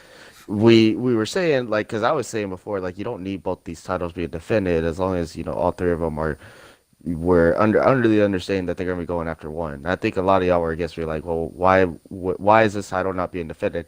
Now that it is, how does everybody, I guess, feel about that? Do you like that more or not? Because I felt like it shouldn't have. Now that it is, I mean, the only thing I can see out of it is like you're unifying them. That's the only thing I could come up with. But other than that, what's y'all's take on that? I mean, what we talked about last week was we thought it was either is she gonna defend it in that triple threat, or is she gonna have her own match? Like Charlotte gonna have her own match, like outside of the triple threat. Because I don't know why are we having two titles that being defended at the last minute? So this was not built up. It was only built up for the Raw Women's Champion. So Yeah, I think it was kind of a last minute plan. And I think they could have had more talks with Fox about what SmackDown is going to look like and realize, oh crap, like we need all of our best talent on SmackDown as well. So maybe they're like, we're going to have two separate shows, but everybody can go between shows. And so it would make sense then it would make more sense then to have a woman that is a SmackDown and Raw Women's Champion at one time. And also, if you want to make Becky look like a complete and utter badass, then you give her both titles. or you can also make Ronda the ultimate heel and give her both titles. That's true. You could do that. That's if she stays. I just think, yeah, if she stays, that's another thing. And I think it, like you said, like now, like I like that both titles are on the line, but like it just adds a whole different like complexity of like, oh, what are they going to do after Mania with that then? Because it's going to be one person, unless something really stupid happens in this triple threat match, like to make it where they're not a single champion or like a single double champion. You know what I mean? Like it's going to be like interesting to see what they decide to do after Mania's done. But I think Becky wins. Yeah, it's gonna be I hope she interesting. does. It's gonna be interesting. I guess we know Becky's gonna win. It's just like what Ant-Man said. I'm curious what's gonna happen afterwards. What's gonna happen with the two titles being on Becky? Is she gonna defend both, one at a time? Who's gonna get one of the titles? What's gonna happen? What am I gonna have for lunch tomorrow? Nobody knows, dude. Nobody knows. Nobody knows. Am I getting wings? Kevin's gonna get Chipotle. No. Hell to the no. Also, this match has to be really good. Because the main event, they've been hyping it up. 30 minutes. And last year, wasn't that great of a match? And the year before that? That was Brock and Roman last year. Yep. The year before last was Roman. The year for that? Roman and who? Triple H. Oh, and then the year That before was that 32. was... Oh. Yeah, that was 32. So, 34 was Undertaker. Roman Right. and Brock. 33 was It was Undertaker. Undertaker versus who? His farewell Roman. match? Yeah. Roman. Oh, yeah, Remember? that's right. Yeah. And then the year before that was 32, and that was Roman and Triple H. The year before that, it was Roman and Brock. Yeah, and then the year before that, it was The Rock and no, wait, What? that was WrestleMania 30. Just kidding. It was Batista and Daniel Bryan and Randy Orton. Daniel Bryan and Randy Orton. Yeah, but this one, And the year before that was. they have to entertain us too. Like, I'm like saying, like it's gonna be a really good match because this is coming off a 6-hour show, and I don't know how many people. Yeah, I mean, there's gonna be like, how are you gonna clinch that show? Like, there's 6 hours of this show beforehand. Like, you gotta have something that has a big pop. not too much big pop before this match, or else people would just be too like just out popped from the last match, I guess. Yeah, which makes me think that the Universal Championship is going to be before, because people are going to be like, all right, whatever, to the match. Yeah, man, I really wish they would just tell the order of the matches. I guess everything changes that day too, so. Well, yeah. It On does. top of that too, like if you see the order of the matches, it kind of gives you an idea of what you think they'd be going What with. do you think's going to happen? Yeah. Yeah. Any You want to run through these other- bonuses? do we want to go through them or no? We already answered one. What do you Yeah, is Undertaker going to show up? Do you guys think it's going to happen? Every match is it Yes. a pop up? Yep. That take Yes. long All enough. right.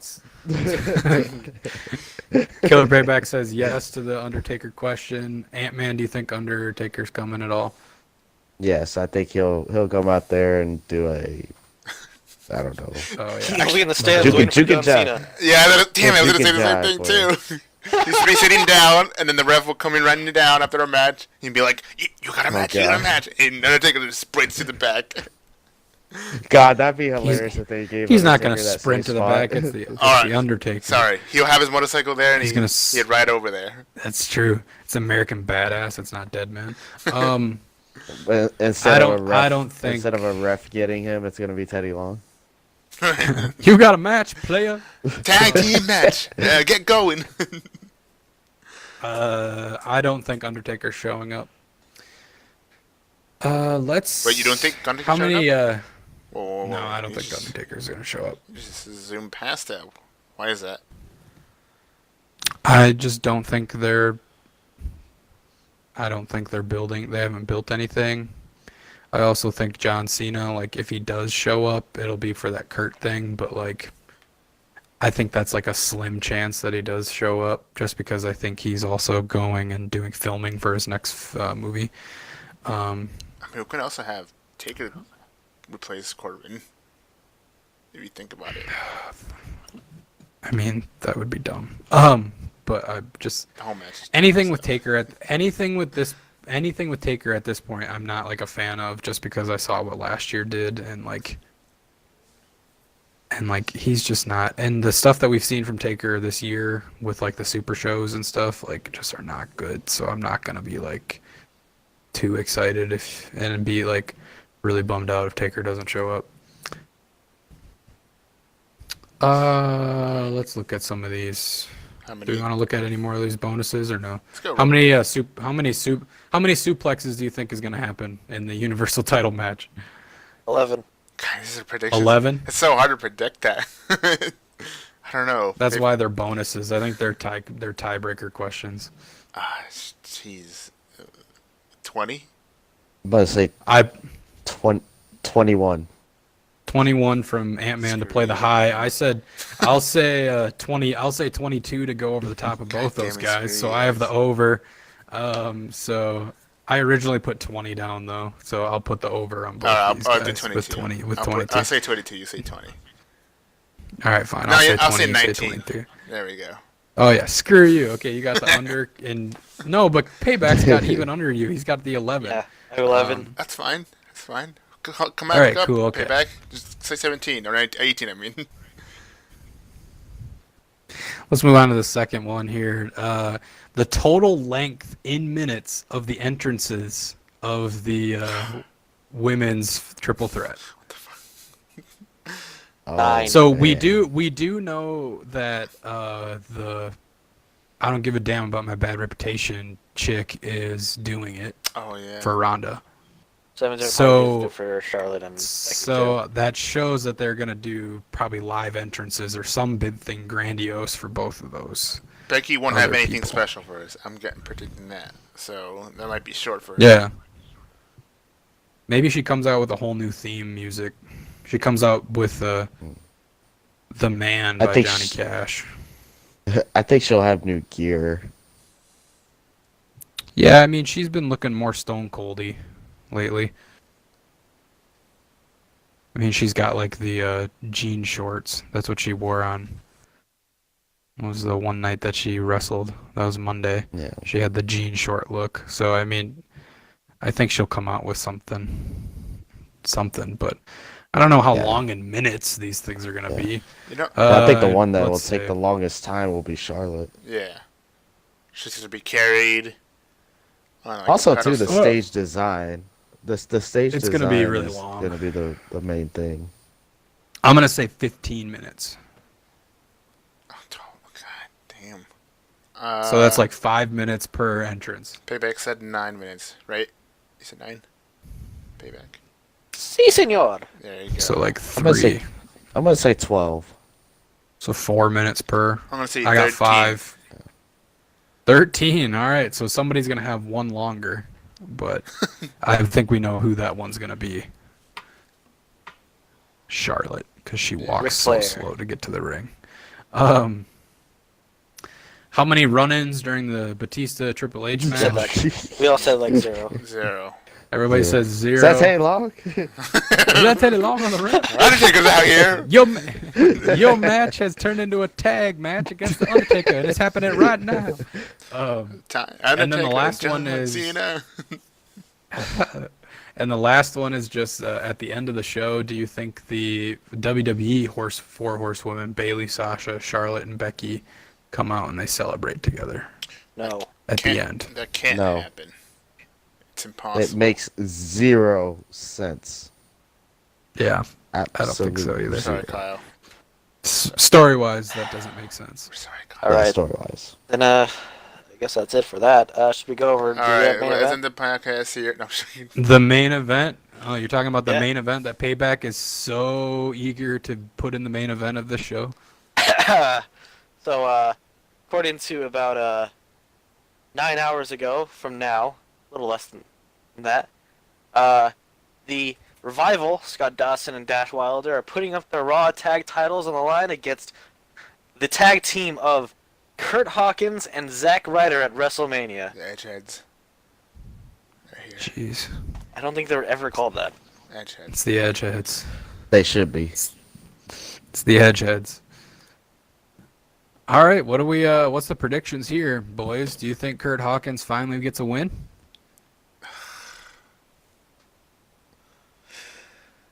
I guess they're gonna win it. There's no build to this match. They No, might there give isn't. it to them. I don't know. I guess they'll give it to Kurt Hawkins. I don't know. It's not. Why did Finally they put this- reward him with a WrestleMania moment. Yeah, but it wasn't built up. That's the thing. Like it sucks that it wasn't built up from a long time ago. I don't know. What do you guys think? It just shows you that they shoot that that WWE shoots from the hip so much when it comes to the tag team division that because they don't really know what's going on ever.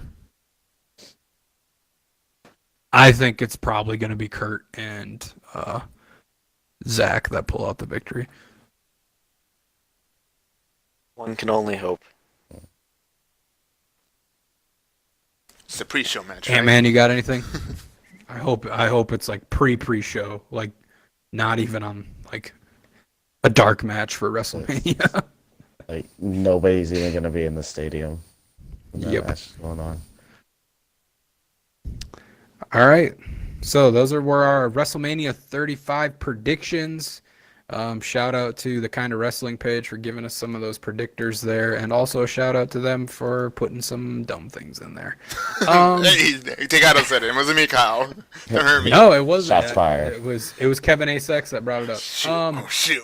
We love you, Kyle. So we love you, Kyle. We love Kind of Wrestling. It's a great community. So that was the Botched Finish podcast this week.